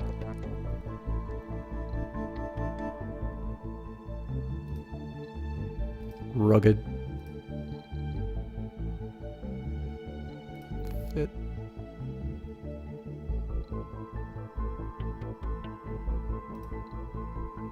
All right. So what these are, I didn't select gamer, enthusiast, and party animal just because that's locking me into certain types of buildings to satisfy. Now, normally what I would do is I'd actually want to funnel them down into a particular kind of, I normally want to funnel them into a particular kind of entertainment so that I can minimize the number of buildings that I need to sort of satisfy their needs. But I don't really know what this tutorial is going to make me do, so that's why I didn't do that. And because we can afford to be hyper selective, like notice that we've got 56, we've got 56 matching colonists. I'll actually just say, if you have any of these negative traits, if you're lazy, if you have a chronic condition, if you're an idiot, an alcoholic, a gambler, a glutton, a hypochondriac, a whiner, melancholic, loner, or a coward, well, you know what? Okay. So what are the things that would allow me to go on Mars? Okay, well, we'll get rid of coward. We'll get rid of loner. Yeah, I guess I get sometimes a little sad. I'm definitely a whiner. Not really a hypochondriac. I'm kind of the opposite of a hypochondriac. I don't think I can reasonably be called a glutton. Don't really gamble. I actually don't really drink anymore. Oh, definitely an idiot. I don't have a chronic condition, but yeah, I'd like to share Mars with some other people. I'm definitely lazy. Okay, so yeah, we'll say these are the system chalk. This is the system chalk specialty. Anyways, so we can be super selective. So we can say if you have any negative traits, we won't let you on. And then for quirks, we don't want tourists. Doesn't work, leaves at the first opportunity, but we'll decide to say if the comfort is high.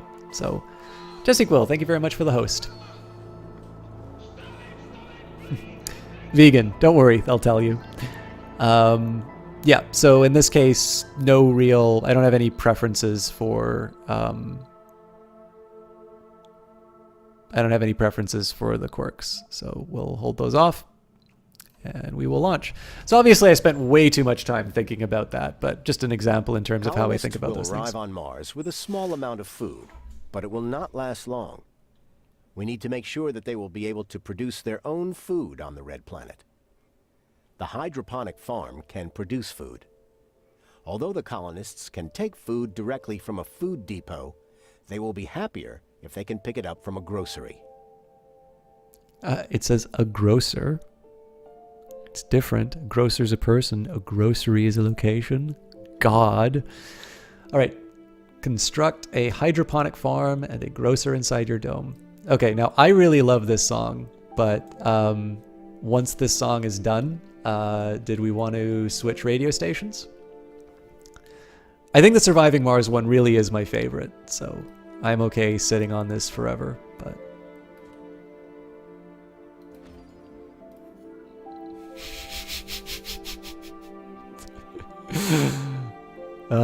actually is the worst word in the English language.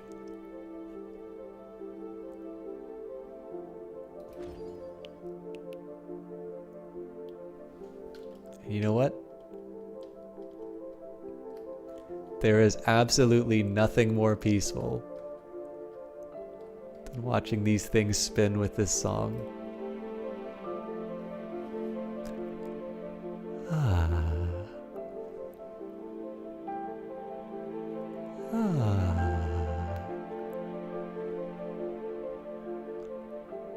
Ah.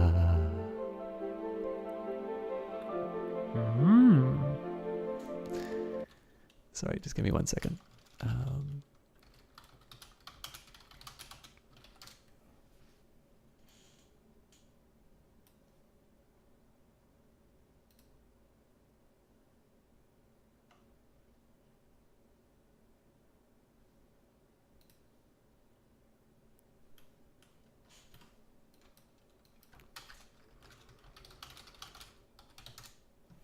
Oh God.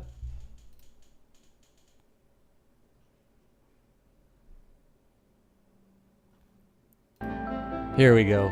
So you can listen to that music, you can see all this going here, and I'll read you selected passages from To Kill a Mockingbird. Atticus said to Jem one day, "I'd rather you shot at tin cans in the backyard, but I know you'll go after birds. Shoot all the blue jays that you want, if you can hit 'em, but remember that it's a sin to kill a mockingbird." That was the only time I ever heard Atticus say that it was a sin to do something, and I asked Miss Maudie about it. "Your father's right," she said. "Mockingbirds don't do one thing except make music for us to enjoy. They don't eat up people's Colonists gardens." need service buildings to keep them comfortable on Mars. The grocery that you already constructed is one such service building.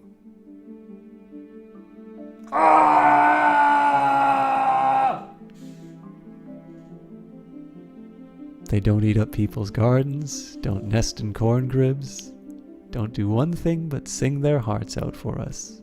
That's why it's a sin to kill a mockingbird. Alright.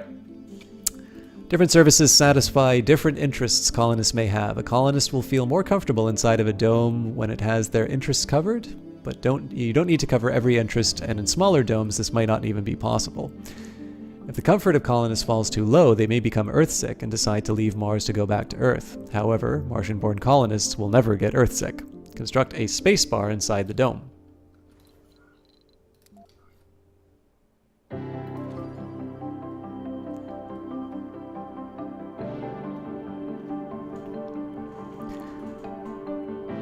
We believe we can change the things around us in accordance with our desires.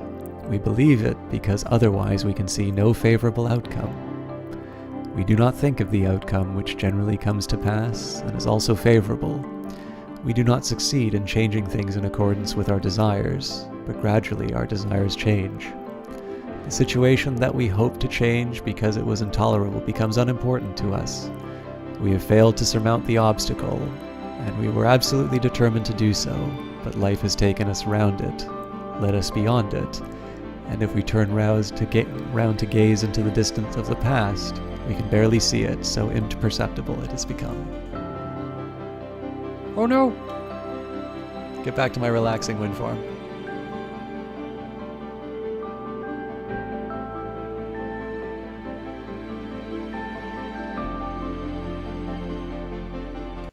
Alright, as much as I enjoy doing that, let's close that down.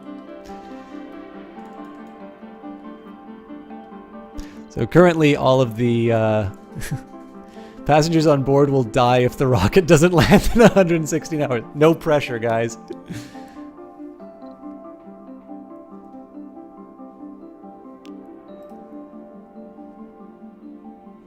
Oh man, reported. I lost so many people off of that passage. Yeah, screw you guys.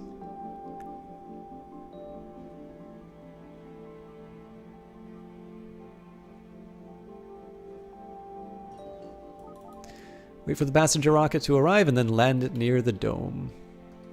Alright, I'm going to show you guys the absolute best feature of surviving Mars. Well, not the feature. This is more of the greatest animation of surviving Mars. The feature will come shortly after.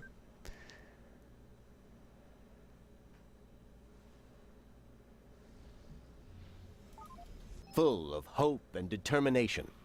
The first founders have set foot on the Red Planet. Indeed, MC11. This is E3 post-cognition. I see things after they happen. Most people say it's a shark, Johnny Big Time, but I agree. Like it is definitely very very whale-like.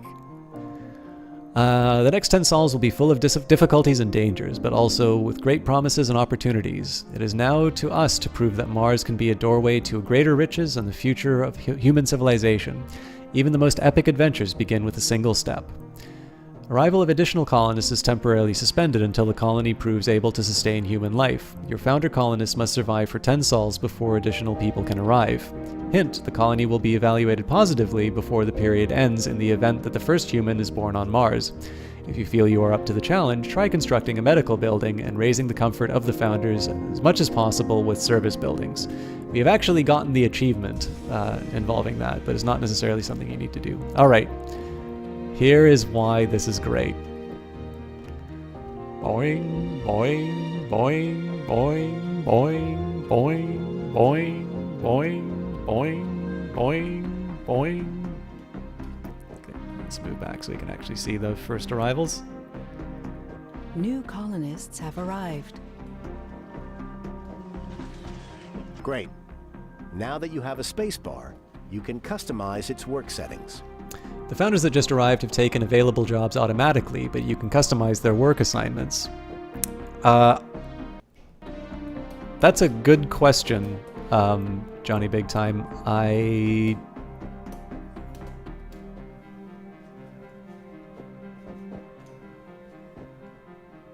don't remember offhand, but I think I wrote this down somewhere.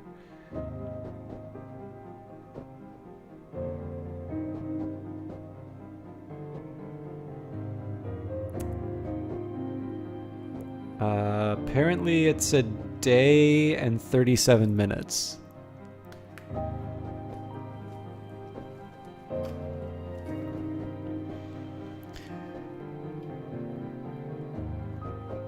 One sol is defined as the length of time it takes Johnny Big Time to finish the God of War series.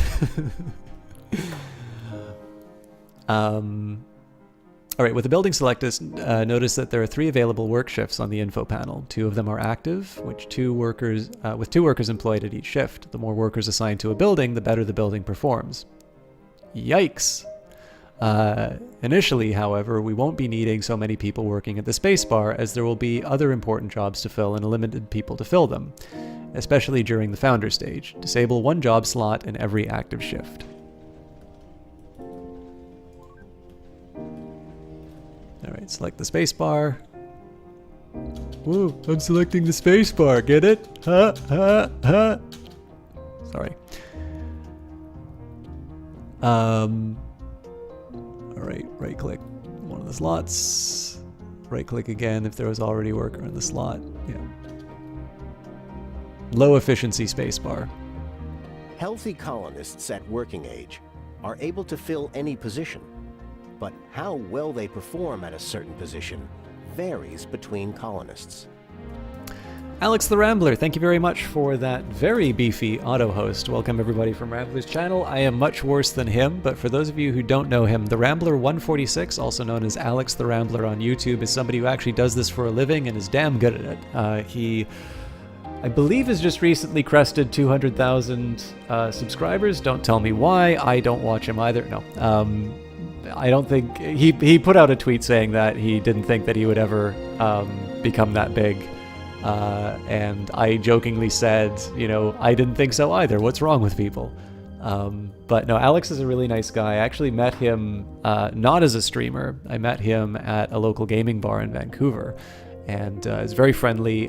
It's funny, actually, he was not a big Paradox guy when I ran into him, but I think he's changed since. And he has been doing the Stellaris YouTuber war. He does a lot of Hearts of Iron. I believe he's played a little Surviving Mars as well, but definitely a really friendly guy. Somebody I definitely recommend that you check out, and especially because more of you are coming from YouTube, you might actually enjoy his stuff as well. So I consider myself very lucky that I have him or have him auto-hosting me, because he is definitely somebody who would stand to gain from giving that attention to other bigger streamers. I mean, again, he's got a living to make off of this stuff. I just do this for the women. Okay, construct a research lab. Let's get that as far away from the bar as we can. Oh, actually, let's not do that. No, that's okay. Well,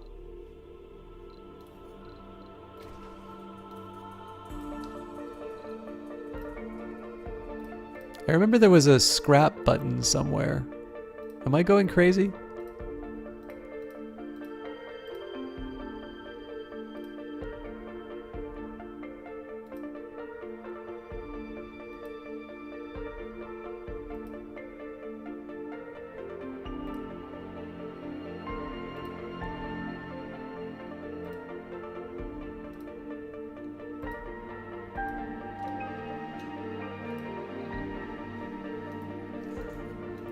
I feel like there was a way that like I could get rid of these things. Do they just disable it in the tutorial maybe?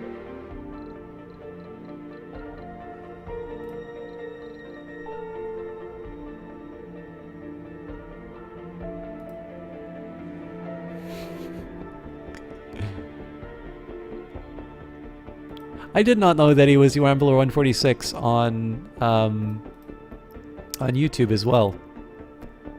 That's good branding. It's like he does this professionally or something.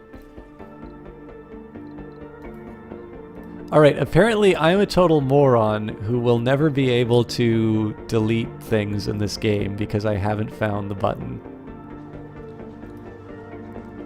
And I know I've removed stuff in the past in this game, so that's even more embarrassing. But that's fine. We'll just make sure that this thing is far away from the spacebar as possible. And what else? There was another thing that I wanted to do. Oh god. Yeah, we'll just fast forward it.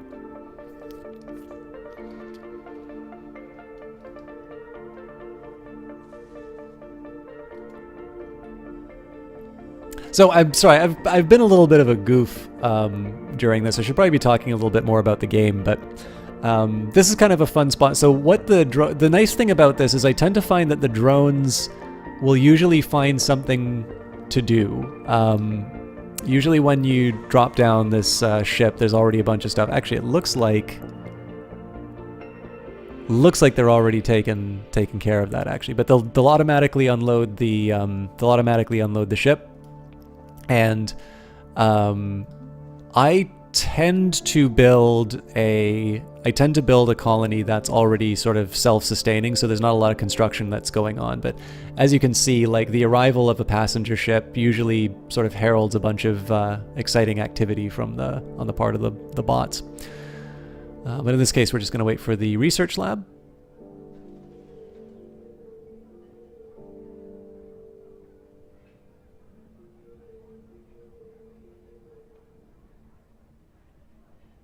Work shifts, among other things, are a way to manage your workforce.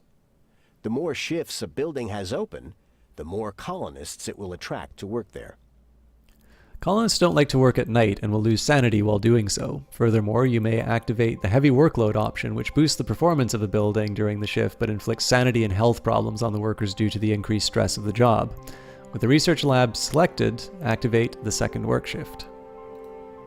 Boom.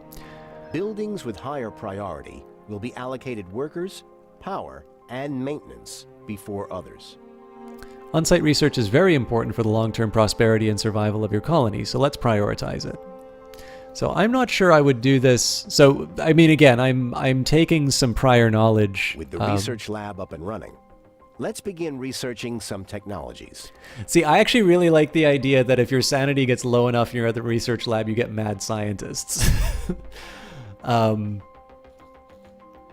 But I usually don't build research buildings at the start. What I normally do is I make sure I have a sustainable colony first, and then I start, like, I consider research to be sort of a second order problem where I want something that like people are entertained in and like they're able to grow stuff.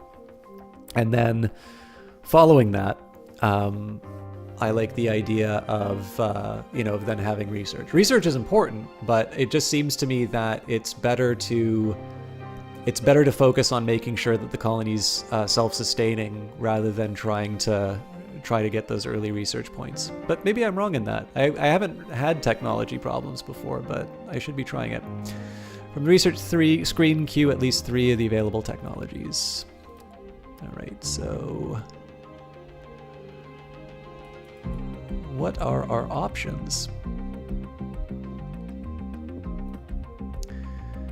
Soil adaptation, we can build new farm. Let's go for unless I definitely prefer the idea of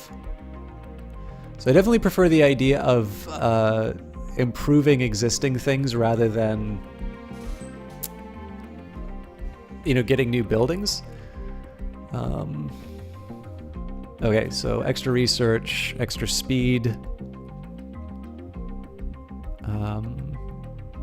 Sorry, I should read these quotes as well. So, AI specifically tailored for... Oh, we've read this one. So, an engine-driven, optimized for low-gravity environments.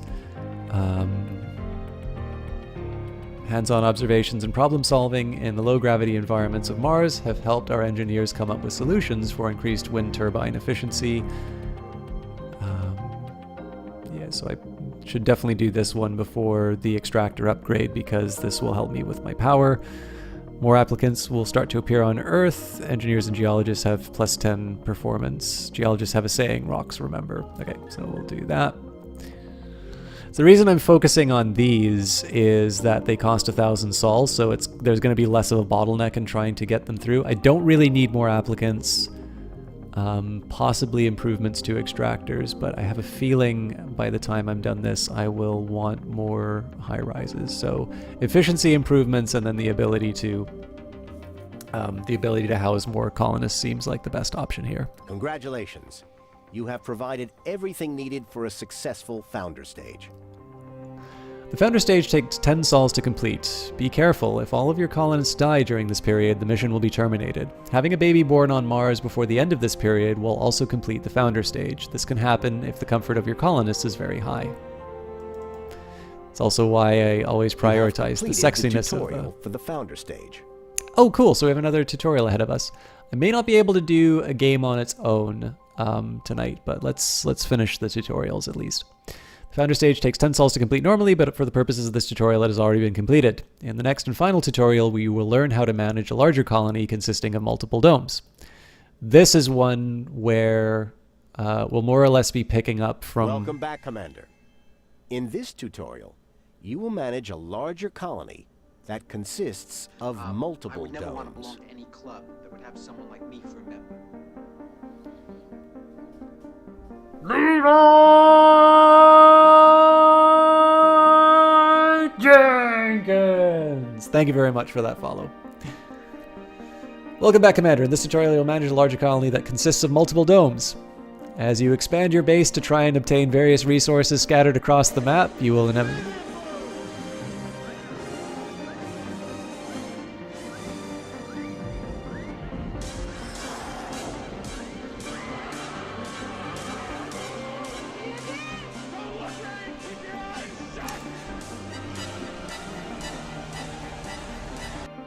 Mad King Brutus, you are spoiling me tonight. Thank you very much.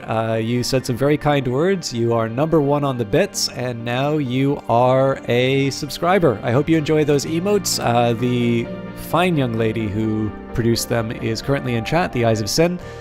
You will gain access to my preferred one, which is the system. But that's incredible. Thank you very much. I always appreciate it. It's wonderful to have people who are so pleasant in chat, but it is... I don't know. I'm always a little bit at a loss when people do subscriptions, just because it's a hobby. It's really nice to get some support to keep doing it, but to have somebody actually part with their money and so their time, it's not just that you're spending time and being so pleasant inside of chat. But obviously you are working for that money, and so you've given up a fraction of your time. You could have got something for yourself, and instead you decided to share that with me and Twitch. So I really appreciate that. Thank you. All right, as you expand your base and try to obtain various resources scattered across the map, you will inevitably end up with a colony that consists of several domes. This tutorial will introduce you to a lot of typical situations that you can expect to come up in a big colony. Now, I'm particularly interested in this tutorial because I'll show you what my colony looks like in my existing save. And this will hopefully solve some of the problems I have about, you laugh as a full-time uni student. Well, that's great, because I'm not too far out of that, although grad school, so, do you mind if I ask what you're studying? But I'm glad, I remember making some rather irresponsible purchases when I was in school, because I'm like, student loans! This is never gonna end! So, I absolutely appreciate that. So this is one that I'm particularly going to be particularly focused on, just to see if it can teach me how to improve my. Shuttles can transport resources and colonists across great distances. The complex technology needed for shuttles flying in the thin Martian atmosphere typically must be researched. For the purposes of this tutorial, however, it has been already granted to you. Construct a shuttle hub. IT, cool. You and Jessie Quill will have a lot in common then. I mean, she also did a degree in Feelsonomics, but she does the whole it thing. I just complain about my computers, and then some guy with an IT degree gets paid money to solve my problems. Human-computer interaction with majoring game design as a minor. That is really cool. With that in mind, then, if you have not checked out... So, I mean, obviously, you mentioned that you came through the Cultist Simulator stuff. If you'd like to hear... I didn't get too much into the design stuff with Weather Factory, but I hope you get something out of that GOG interview. And if you haven't, I would strongly recommend that you check out the Weather Factory blog, because they are very open about how, first of all, how Cultist Simulator did, but also you get to see some of the decisions that they were making and some of the priorities that they had while they were making the game. They do practice open development, and they've done so from Sunless Sea on. So I hope that, it's one thing to have people... so this is one challenge that I run into, right? I love games, but I don't have that experience of making them. And... in the end, there's only so far that my opinions can go. Like, when I do these, big film rants and stuff like that, I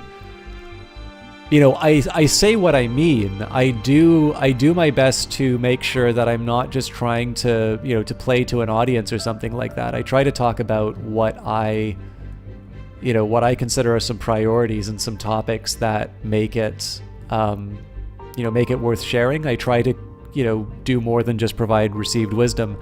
But the problem is that I'm always just going to be a tourist in this land. I'm always going to be somebody who is playing the game. I'm always going to be the person who's experiencing either the finished product or something, approaching it. And so in the end, I sort of realized that one of my bigger jobs is just to shut up and let the experts talk. Shuttles, so it's time to establish a mining dome. Colonists can work in some outside buildings placed close to their domes, such as extractors for metals and rare metals. Since colonists will be needed for the extraction of these underground deposits, it's a good practice to place domes near such deposits, as is the case in this simulation. Construct a rare metals extractor next to the rare metals deposit, and connect it to the power grid using the power cable. So this is how I originally set up my colony, because rare metals are something that you can export back to Earth and get some extra money, so that will keep you... So this is the way that it tends to work. Priority number one, get the raw materials from Mars. So in this case, this means that you're going to be extracting concrete, you're going to be extracting metal, and as much as you can, build things that are maintained by and constructed using those resources. Phase 2, get some colonists on. Once you get some colonists on, you're going to need to worry about, keeping them alive and such. And one really great way of doing that is making sure that you have enough money to import the more complex materials, the refined materials such as machine parts and electronics. One of the ways that you can ensure a steady stream of funds would be to build a rare metals extractor. That's why I tend to prioritize geologists in my first batch of colonists, because I want to be sure that I'm actually able to. All right, so much for that.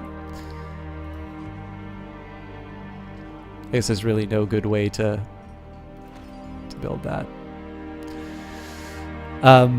So for me, prioritize something that's going to basically increase my income and allow me to sort of import these necessities is key.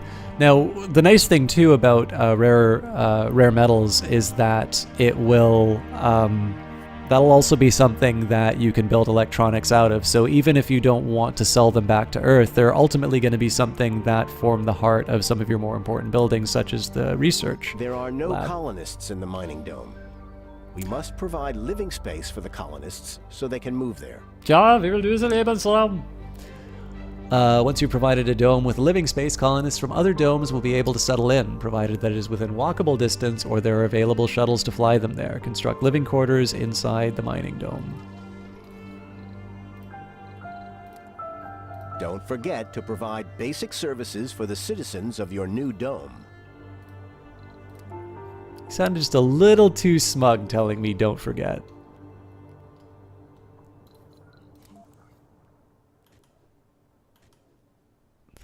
Okay, I don't get it. Why would I want to put the grocer this way? Like, surely I want to maximize the area that I can use this with. Holy crap. Attack of the drones. Oh yeah, did anybody want to hear a different radio station? Our options are Surviving Mars, which is my favorite, Quantum Sonics, which is the one that we got with the deluxe DLC, current also 30% off, at least on the Paradox store, Red Frontier, Free Earth channel, or the official Mars channel.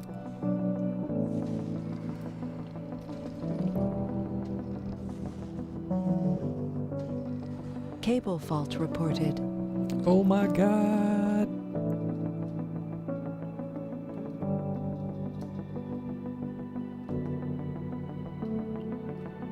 So this is actually turning out pretty similar to how I played the game. Like, we had sort of Site A and Site B pursuing different resources, and we actually just built our first shuttle hub. So I'm feeling reasonably good about the save. I do actually intend to return to that.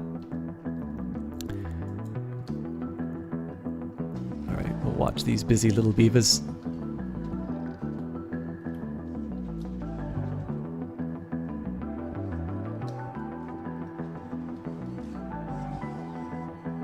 He's worshipping the building and it's going up. Do you see that, chat? Oh, the two worshippers makes You it go can set faster. up filters for every dome to attract colonists with desired traits, and block or push out colonists with undesired ones. I don't like the idea of pushing out colonists when it's the airless vacuum of space. Select a dome and open the filter screen from its info panel. Being near a rare metals deposit, this dome is best suited as a mining hub. So it's best to encourage geologists to migrate here. And because we want to make sure that the research dome gets all the available scientists, we will also ban scientists from inhabiting this dome. From the specialization category, activate the thumbs up icon for geologists or and the thumbs down one for scientists.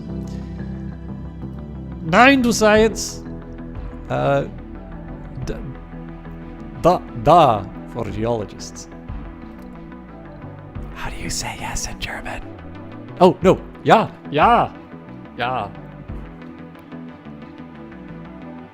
This dome has been designated for research purposes, so it's best to attract more colonists with the scientist specialization. And because we want to make sure that the mining dome gets all the available geologists, which are best suited for work inside extractor buildings, we will also ban geologists from inhabiting this dome. From the specialization category, activate thumbs up icon for scientists and the thumbs down one for geologists. I actually did not use this as much as I should have in previous playthroughs. Colonists can migrate between domes using shuttles or walking when they are positioned close to one another. However, They cannot usually visit buildings in nearby domes on a daily basis unless they are connected to their own dome. To demonstrate dome connections, let's first build a new dome near our research dome. Construct a dome in the indicated location. Hello, the exception. How are you doing tonight? All right. Oh, by the way, so these are the new dome. We got microdome, barrel dome. Yeah, passage is definitely new, and passage ramp. So some new toys to play with when we go back to the main game.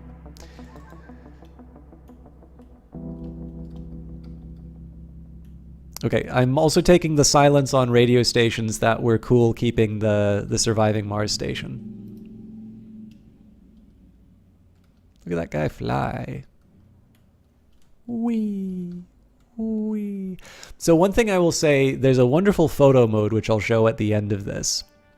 But a little bit better than all right. That is a very specific answer, the exception. What caused you to be a little bit better than all right?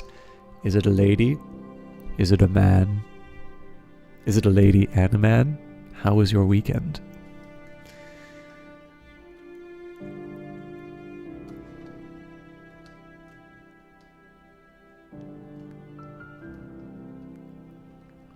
So one thing I would love is if they could extend the photo mode so like one thing that I'd really love to do, so let's put this down to normal speed. So if you could get in close enough to be able to do, so like the challenge is when you're zoomed in, this is a little bit slow, but if you can work it out properly, right, you can do sort of a tracking shot like this, and when you have a big swarm, like this isn't a bad one, right, because you've got one sort of converging in here, you've got one moving back. The problem is that there's no way for me to really do that within the game, and you have all the UI in front of it. So I think it would be really cool if you could set it up. Oh, and we got that thing. So there's just so much activity. Like, this is a game, I love the fact that they have the photo mode. It's actually one of my favorite things to play with. As you guys know, you haven't seen a lot of Surviving Mars gameplay just because I've spent so much time practicing my photography in this game. But imagine that you could do these little videos and just be able to sort of show how it all works. You're kind of sad today, but then hanging out with some communities on Twitch made you feel much better. Oh, that's excellent, the exception. I will be sure to undo all of the hard work of those communities with my abrasive personality and strong opinions on things. Oh, including this one. We are welcome to see you here, the exception. I'm very happy that you're here, and I'm very happy that you're feeling well. Ignore what I just said moments ago. I think I lost 2 viewers after saying that, so. Take a joke, guys. So I think all told, I like how the tutorials have gone. I haven't learned something that I didn't get from the existing tooltips inside the game. Construct 2 farms in the new dome. Oh my They will be used god! as workplaces for the colonists in the old dome once the domes are connected. 2 domes, that guy's crazy. I know, what are we gonna do? The administrator's lost his mind. Okay, construct 2 farms in the new dome. They'll be used as workplaces for the colonists in the old dome once the dome... Wait a minute. Once the domes are... Yeah, okay, that makes sense. So yeah, I can't necessarily say that I'm learning things that I didn't, but I like the fact that this tutorial basically takes me to the point where I left off.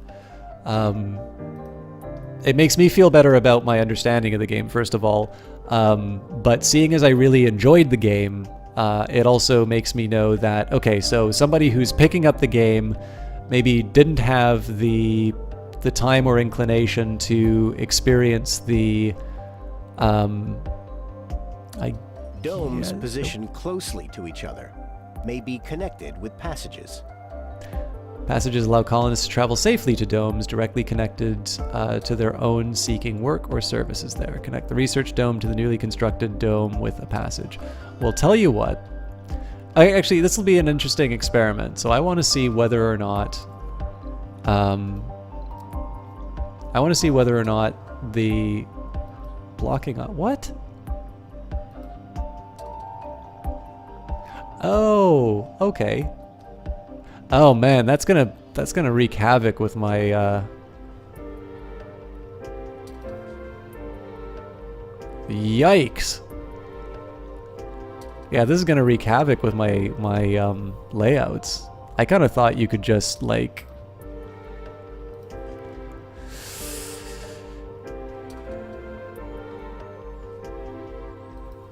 blocking objects.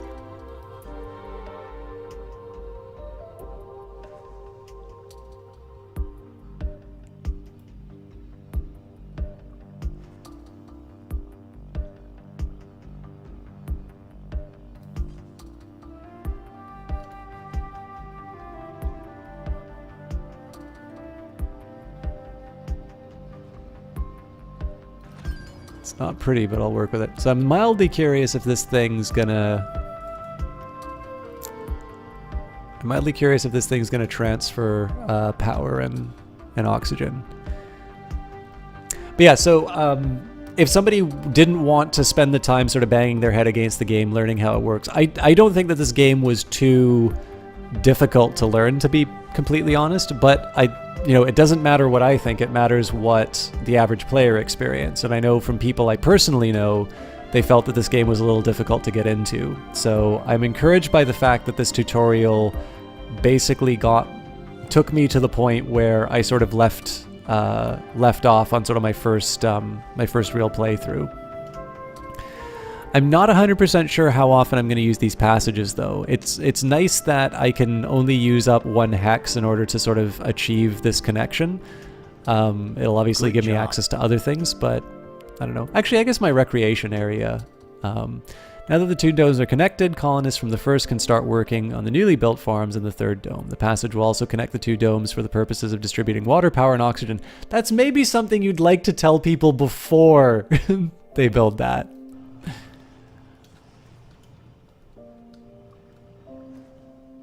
What did you think of this game, Jess? Did you like Some it? buildings Would you play it can have again? upgrades that can improve them in various ways. All upgrades become available after specific technologies are researched and have construction costs. Furthermore, some upgrades will increase the resource consumption of the building. Research the extractor amplification tech from the research screen.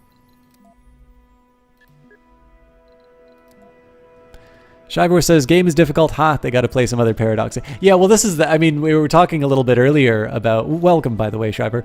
We were talking about, they actually dedicated a podcast to the idea that Paradox games are more difficult to learn than the average game.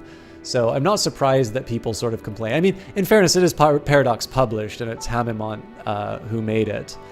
But it's like, this is the thing that I think is encouraging, is that you know, what is the saying? No plan survives confrontation with the enemy, right? I mean, obviously, I'm not going to say the consumer's the enemy, but it's totally understandable that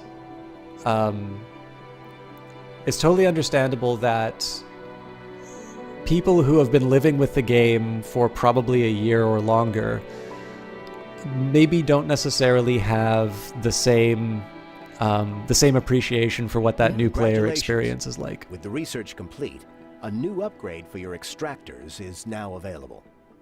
It is not automatically activated in your buildings. You must construct it first. I did not know that. Okay, so I've actually been sitting on an improvement that I haven't been using. But yeah, I mean, I like the fact that, so I'll be honest with you, like if I were to make a game, one of the hardest things for me would be not necessarily dealing with feedback. I think that I am good. So here's the problem. I think I'm quite good at taking thoughtful feedback. But I think the difference, and this is one thing that always impresses me a lot of Weather Factory, is that they are able to take what I consider to be unfair or unreasonable feedback and transform that into an improvement to the game. And that's an amazing ability that I think the world would be better if we all could do that. And I know I would be better if I could do that more regularly. So I'll give you an example. Jess knows exactly the person that I'm talking about, but they have a tendency to just completely fly off the handle with every perceived slight, either from a game or like in a news article or something like that. It's like singularly unattractive. It's like, it's just it comes off as a tantrum. Like, I do not listen to this person's recommendations at all. And I saw a review for a game, and it was very similar to the feedback that Surviving Mars got, which was just, stuff seems to happen at random, this game sucks, it's bad design, these guys should be ashamed of themselves, blah, blah, blah, blah, blah. Now, as it happens, the game took that feedback and they improved the tutorials. They did that. And as a result, like, this is the important thing, is that I love the idea of being able to share Surviving Mars with more people. It's nice to be able to play the game for you, but it'd be even better if people could experience this game, and we all share screenshots of it and such. So, and I mean, again, like, I'm obviously not a professional at this, so there is a certain size, like, if I ever were to make a game, it wouldn't necessarily be one that would be charged for. So, like, my tendency would be, it's like, okay, out of that free content that you just got, you're really going to complain about it?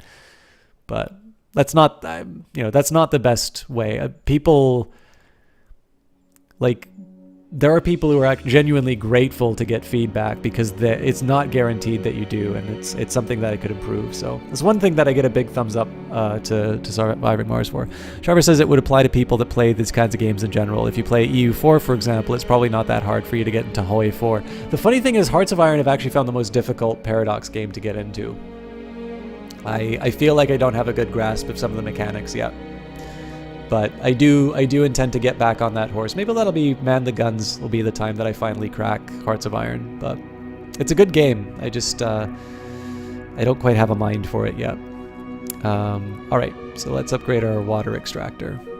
Nice work. Whew, yeah, just push that button. Whew, I didn't think that was gonna happen, guys. Good work. Shake hands. Get to know the person next to you. Same with this and stuff like Anno or other city builders. Never played an Anno game. I think Jess recommended it. But I've never had the opportunity. I don't know which one to start with, although I guess they announced Anno 1800 now, right?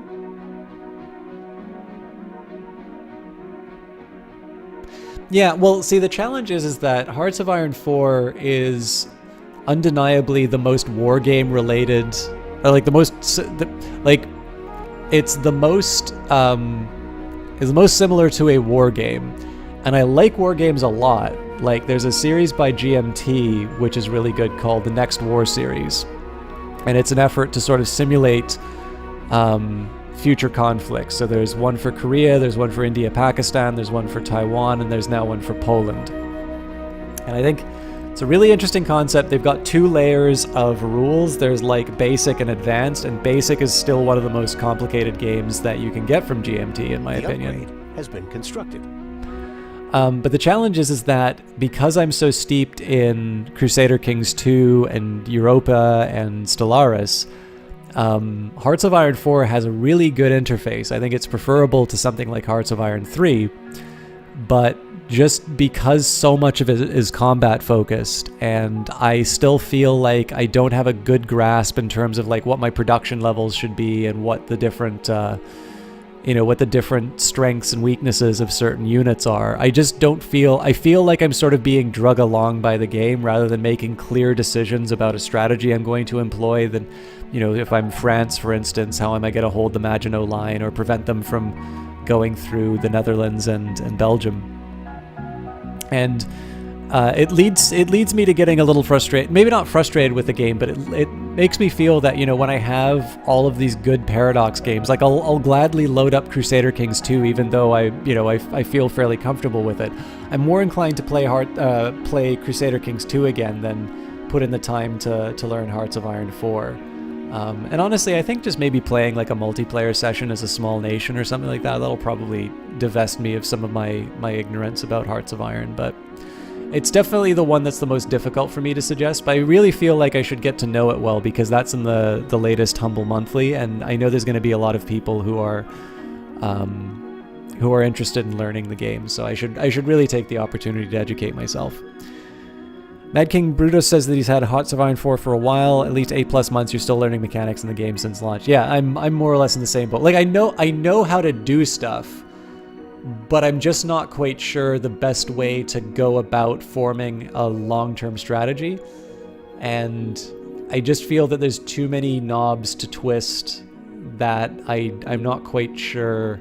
I'm not quite sure I have a good grasp on how I should be approaching particular problems. It's one of those games where you get better every time. Yeah, that's and that's absolutely true. Like the first time I played Hearts of Iron 4, I had no idea what's going on, and I am a Paradox veteran. And I feel now like I can win the war, but I don't feel like I'm confident in the way that I play it, and I would like to get to that level of confidence. Some upgrades will consume more power or water while active. After an upgrade has been constructed, it may be turned on or off from the same button that was used for its construction.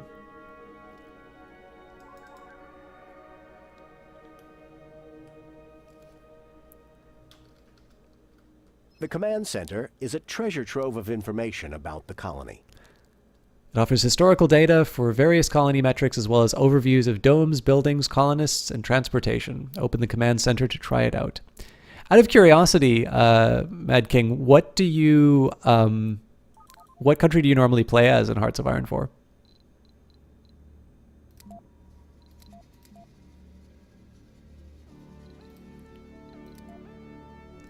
It had a message, but I didn't read it on time.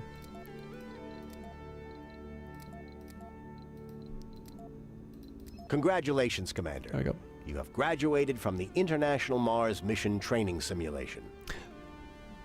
The team at Mission Control is eager to meet you and serve under your command. The challenge of conquering Mars for the sake of humankind is still a tough one, but with a commander as skillful and resourceful as you, the task seems a bit easier now. The colonization of Mars awaits. Good luck, Commander. May the cosmos be with you. Mix of everything and flip everything sometimes as well. I ask because when I play Europa Universalis 4, even though it's nobody's idea of like the best nation to start with, I always like I can't remember the last time I've started a EU4 game without playing Holland. I just really like playing the Dutch. Last campaign was Road to 56. Oh god, yeah. I haven't even touched any of the mods yet. Okay. So let's load up the last one. I'm gonna... Anomaly analyzed. Most successful was Puppet Everything is the Soviets. That's cool. So this is mostly for those of you who are on the fence about buying the game, and that's just because I've really gone over time on this, and I'd like to, if I can, I'd at least like to give you guys a bit of an idea in terms of what happens. So I will say, I mean, so obviously I goofed around a little bit, but it looks like the tutorials are going to take you about maybe an hour and a half to 2 hours to get through. They're pretty comprehensive. This is the dome that I started with, and you can sort of see, you know, looking at the game, we've made some progress, and it's actually not that far off from what the tutorial led us to. I think my next expansion was going to be in this area here. I've got, looks like the friendship. Friendship. Yeah.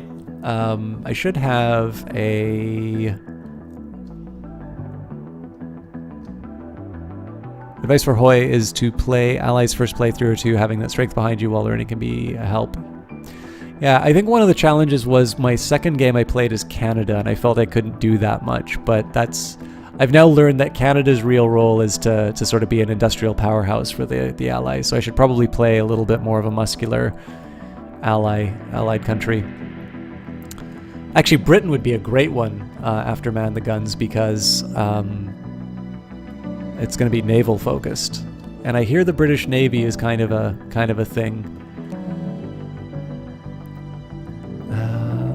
I'm almost certain I built a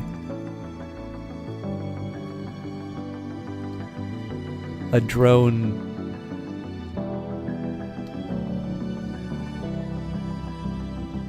I'm pretty sure I had stuff flying between these two colonies. Oh yeah, here it is. Shuttle hub.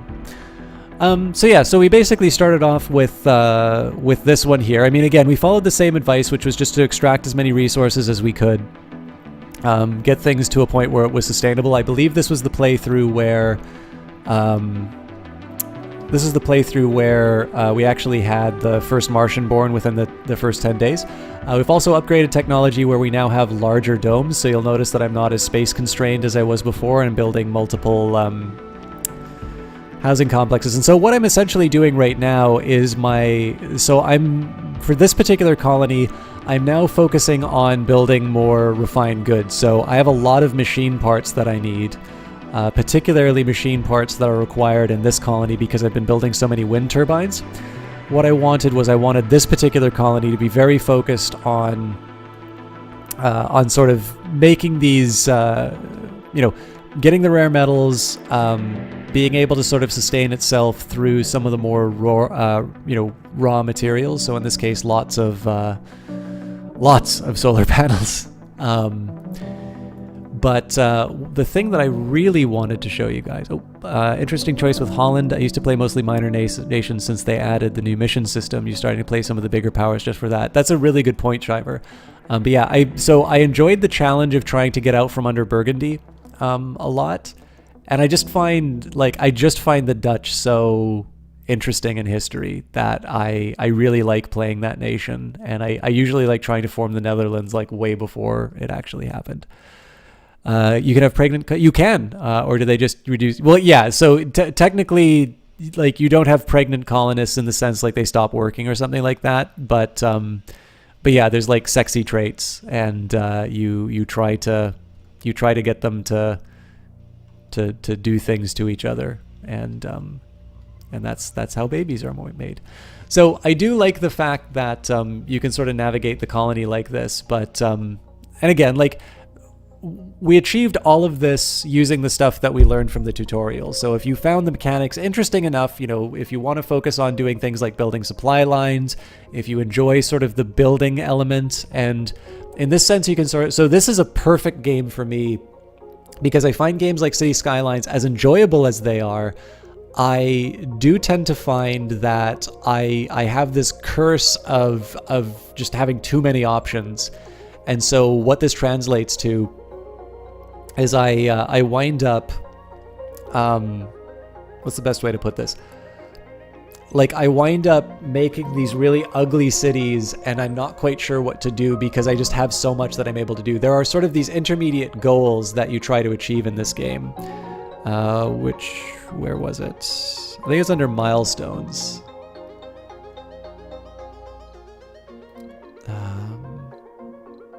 At least some of them are here. So like we achieved 100 colonists on Sol 69. We scanned an anomaly on Sol 1, found water on Sol 1. First human on Mars was on 14, and 4 days later, first Martian born, Sol 18. Where are we?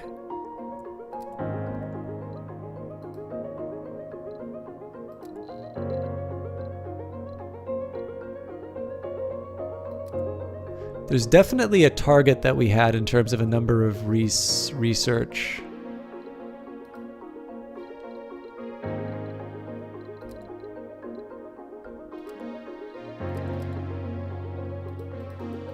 I'm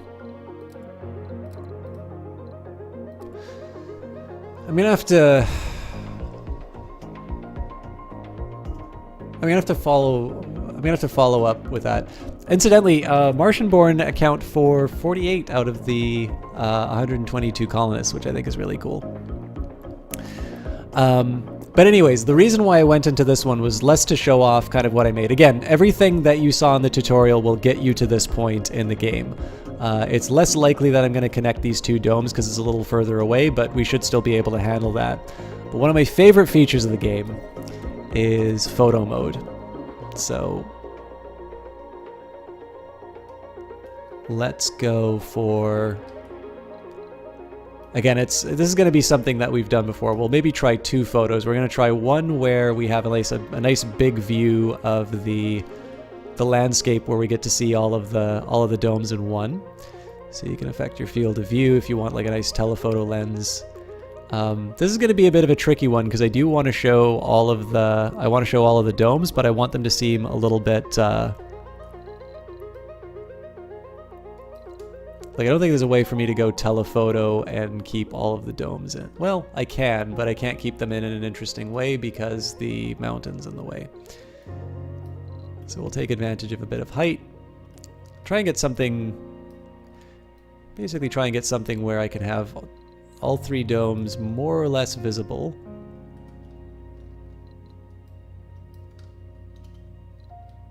Like, have all their bases visible.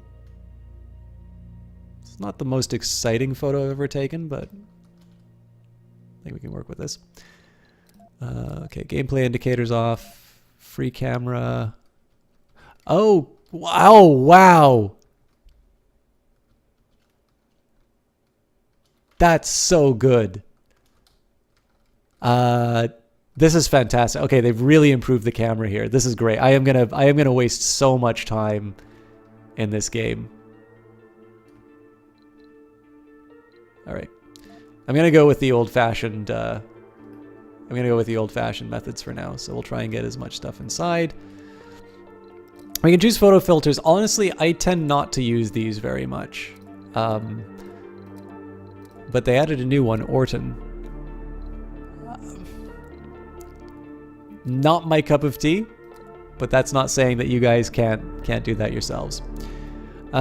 So let's go for... I'm going to try Vignette. Oh, Vignette's going to be a little tricky because I do have that one up in the corner, so...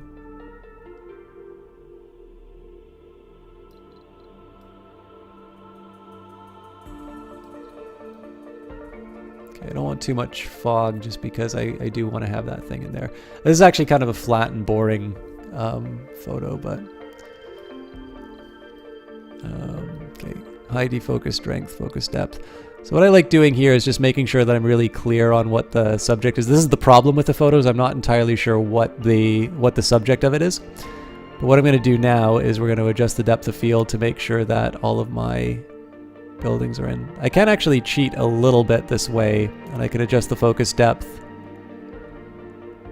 like this to make sure everything's inside. We'll maybe just get a little hit of, and then we'll reduce the defocus strength just so we can see. If you put it down here, you get the deep focus like in Citizen Kane or something like that. If I can just buzz it a little bit. Yeah, this sucks.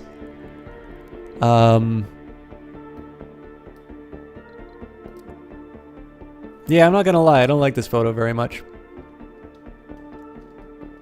Okay, let's not try to get all the colonies in. Let's focus instead on the ship.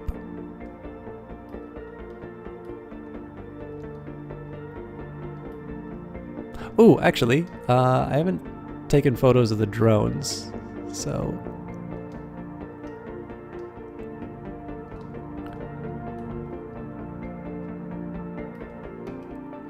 I kind of wish it was higher because it's a really cool idea that if this thing was higher, we could actually get a nice like top-down shot of the... So...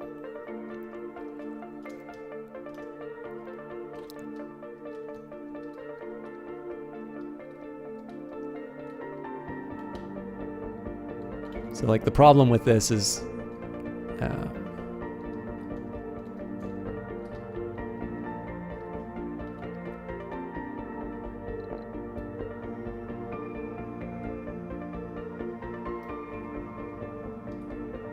I can try and go in close, but like the problem is if I go too far away, this thing gets lost in the,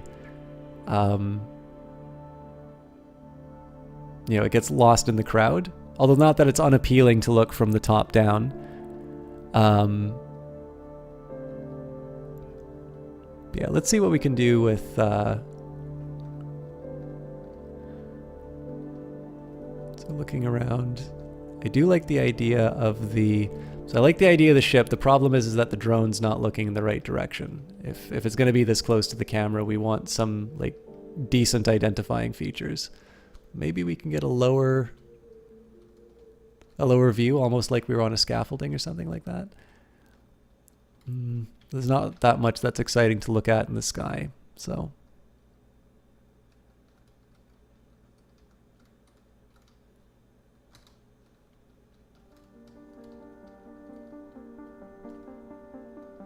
Okay, let's try working with something like this. And I'm actually going to see if I can get away with like the widest angle that I can, because I almost never take photos like that. Oh no. Oh, that's frustrating. Okay, so I have to keep free camera on and just hold down the Alt key. Okay, let's try and get that frame again.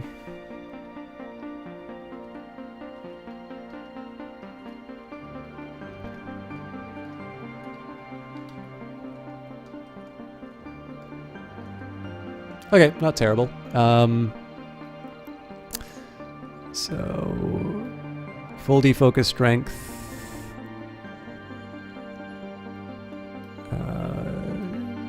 So again, we're going to say that the drone is my main focus here.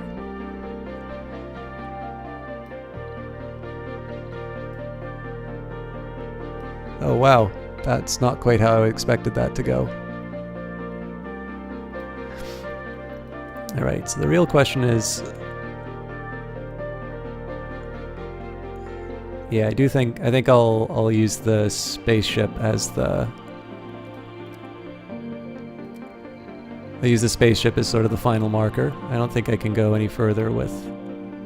Yeah, there's no benefit. It'd be cool to see like the mountains in the background, but again, I just reduced the defocus strength for that.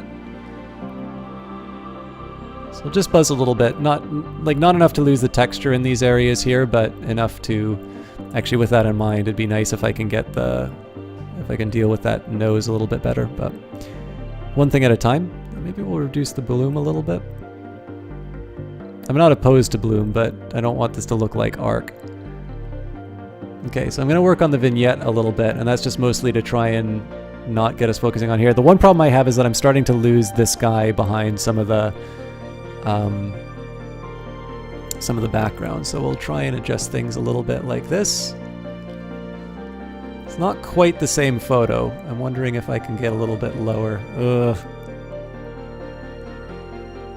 It's bloody hard to organize all of this.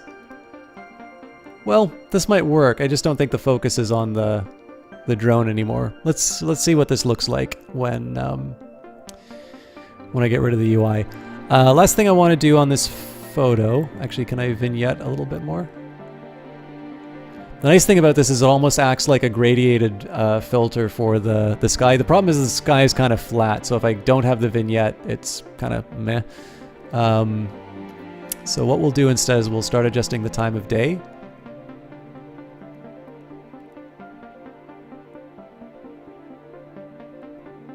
Ooh. The only problem is we don't get that nice shine on the...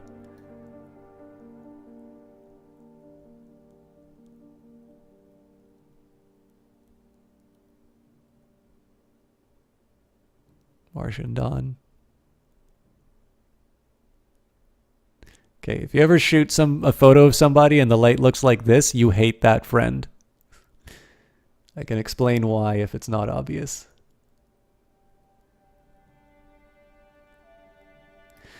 Okay, is there something I can do about...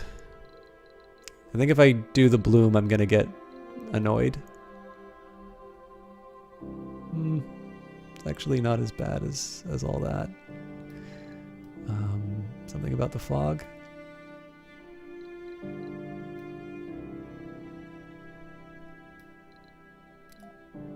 Is this the time? No, bleach bypass doesn't solve that problem.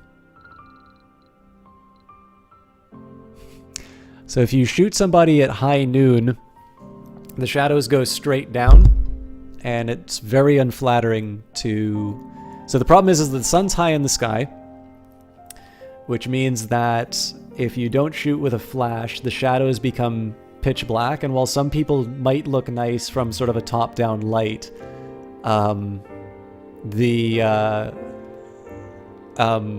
generally sort of the high noon sun will make them look quite haggard, like all the wrinkles or all the imperfections tend to be revealed in that kind of light.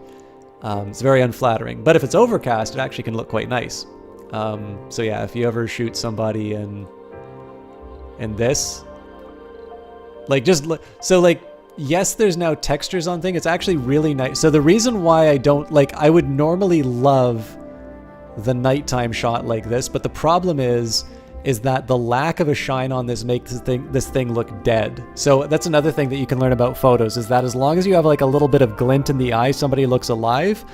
But if you don't have a light reflecting in an eye, they look like this, and it just looks horrifying.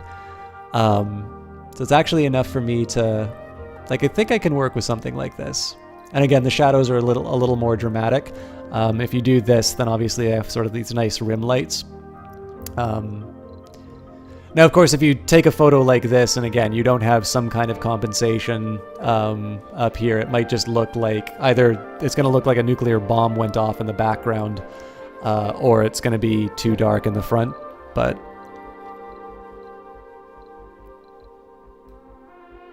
I mean, like, obviously what I'm saying should always be taken with a, you know, like a grain of salt. Like, it's just like anything. Ooh, there's some possibilities with this. It's a little green. It's not exactly what I had in mind, but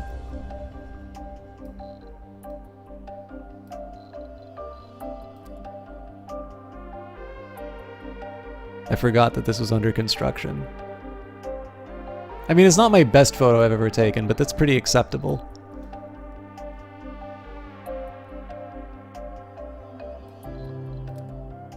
So maybe if I hit the exposure, no, I can't hit the exposure.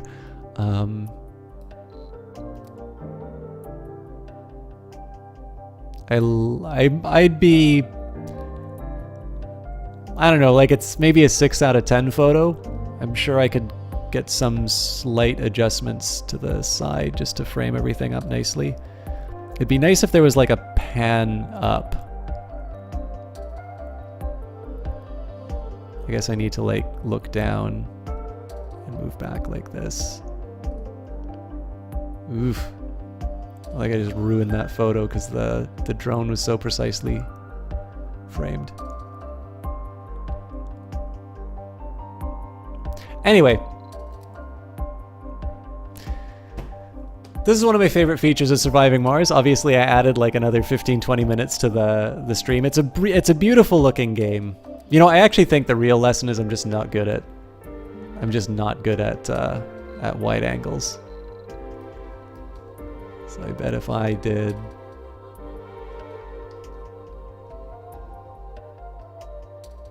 so we'll do a good like product shot of this drone.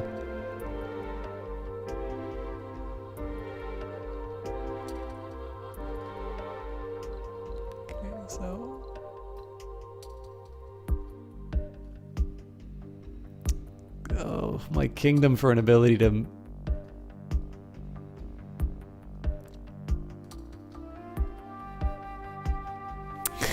This is going to be really tricky to do. I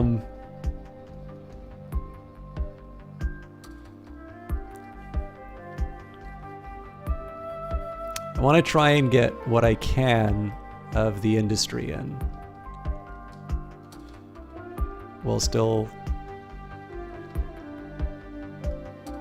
Well, you know what? We'll ignore the industry. We'll go for a full...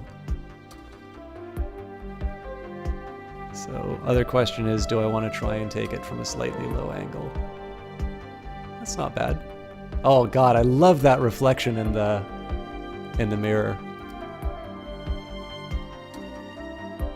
Yeah, this is a really boring shot of this drone, but god, look at that detail there.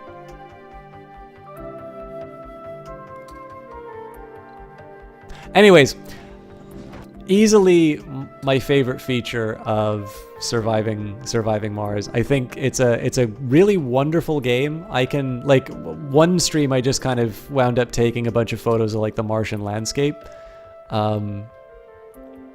There's a bunch of stuff that I put amongst there's a bunch of stuff that I put sort of on Twitter. But again, I think the things that appeal to me the most about this game is that it gives me enough guidance in terms of what my next steps should be, that I don't feel lost. I have enough constraints in terms of where I can build domes and things, or not where I can build domes, but where there are logical places to build domes and constraints in terms of what I can build inside there to make the game interesting. But it's freeform enough that I don't necessarily feel like the game has sort of railroaded me into a particular set of choices. It is currently 30% off on the Paradox store. I believe it's also 30% off on GOG. If you do get it on GOG, you can use the affiliate link down below. That does put a little bit of money in my pocket for driving the traffic to their site. I believe the summer sale is still going on as well, so there's some opportunities to pick up some games for free. And then I think I can't remember the exact amounts, but I'm pretty sure you'll at least get a copy of Sunless Sea if you pick up this game. Obviously, you don't need to buy games to support this stream, but I figure because Paradox was kind enough to give me a key, and I've really been enjoying the, game, I do at least want to do my due diligence and say that if you like games like this, it is good to support them. If you're still on the fence, I will do my announcement in terms of what I'm planning for future content. So I am really booked as far as doing covering games. I have got more games to cover than I really know what to do with.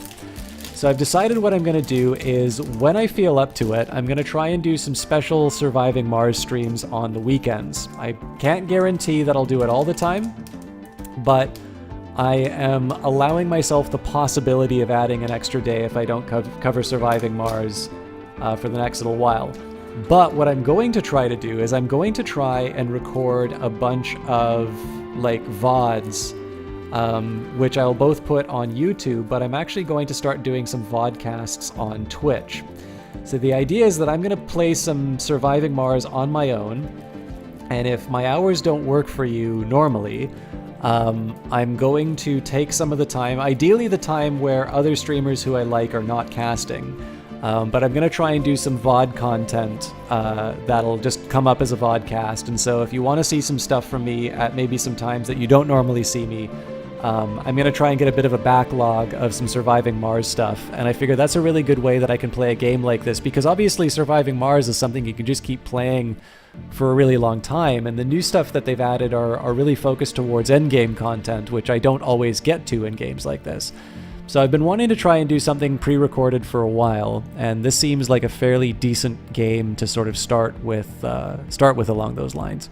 So I don't have any promises on when exactly that's going to start, but that's how I'm going to try and divide this game. So if you're still on the fence about it, I can't guarantee you that the sales will still be around, but I will be doing some more of this in the future because I really enjoy the game. I know this was a bit of a favorite when it first came out, and I don't want it to slip too far into memory. So you don't get much chance to take photos out of landscape or friends. I used to take a lot of photos of people in the past. I've never been good with landscapes, but I feel like I should try more of it now that I'm in Ottawa and I don't really have more free time, but I have more subjects to photograph that are still new to me.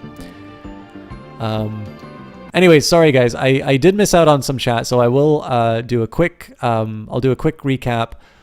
So Eyes of Sin was talking about pregnant colonists. This weirdly reminds me of the Sims challenge to have a certain number of offspring, and to achieve this, you watch the streamer essentially keep a sex dungeon populated with neighbors his character essentially flirted with and had over for a fling, built a room around them that only opens on the outside. That is horrifying.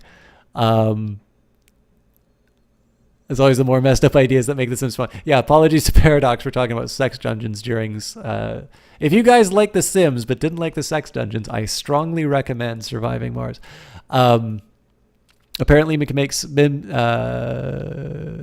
essentially turned his character into a broodmare.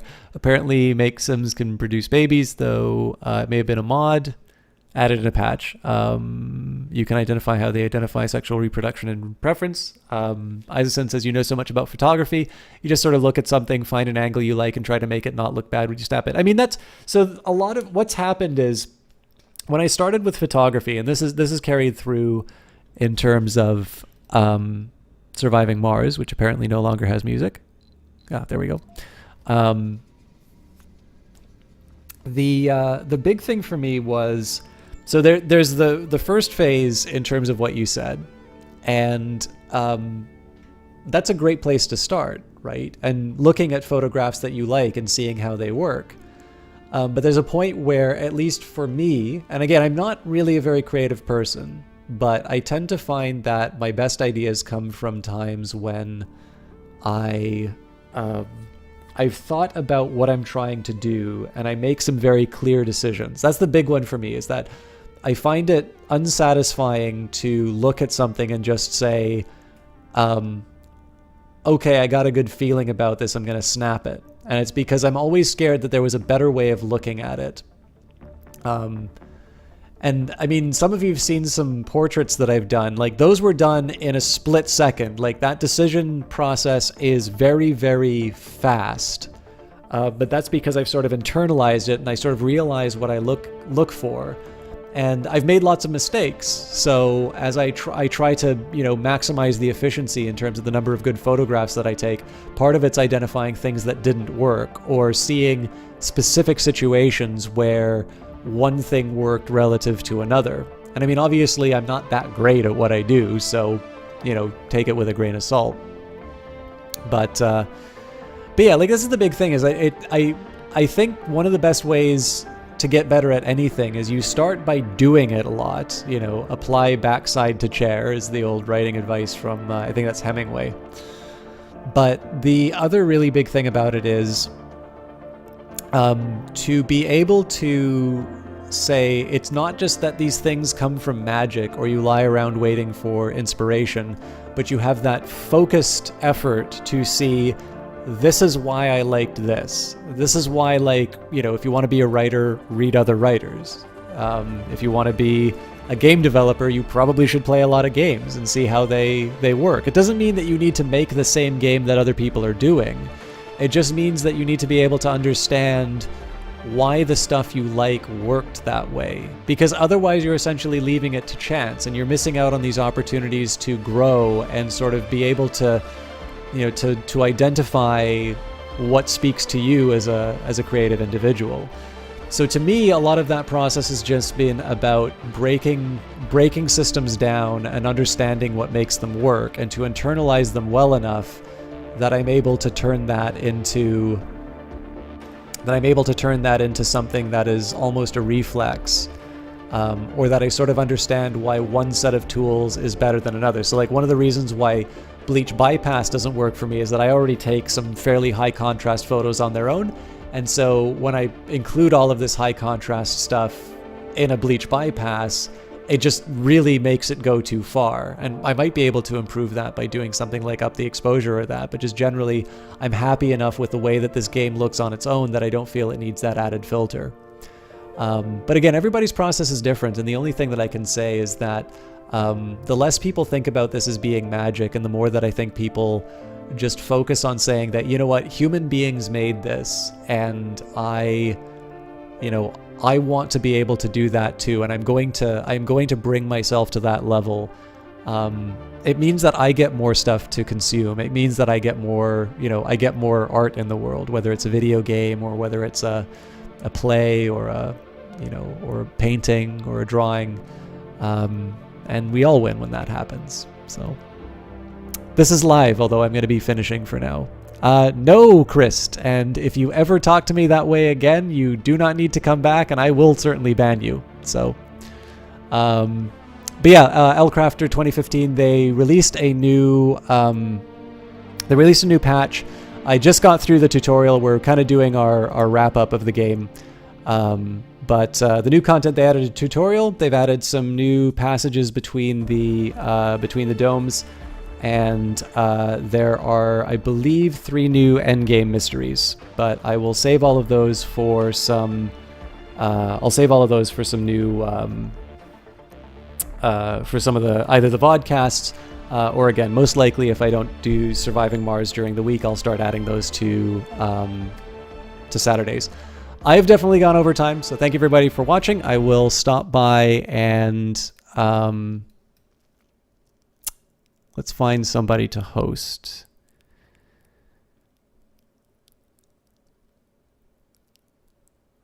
I'm always mean to Kilgore Trout, so he is currently playing Unreal 2. Well, Chris, the only thing is that if the first thing that you say to somebody is play game, please, it's like, even if you say the please, the disrespect that comes from it is essentially presuming to tell someone how to run their cast, right?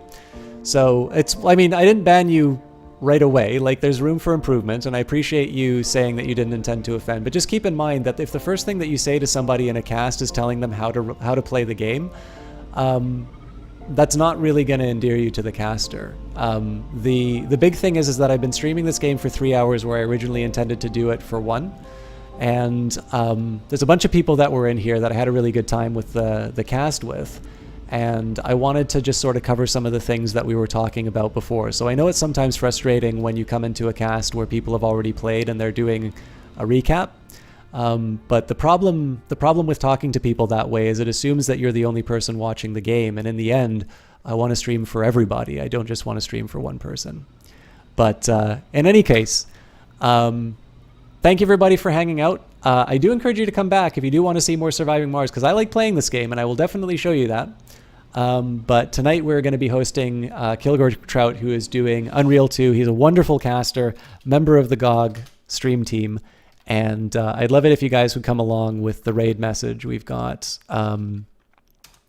we're tired of System Talk, heard this place was better. Kilgore is a really wonderful caster. He is somebody who also shares some of the movies that he's enjoyed, as well as some of the old game boxes that he owns. He's partnered for a reason, and it would be great if you guys can show him some support. I will see you guys tomorrow with Cultist Simulator, and we will do our best in terms of getting some regular Surviving Mars streams up on VODs, as well as some individual casts. Until then, have a great night, and we'll see you later.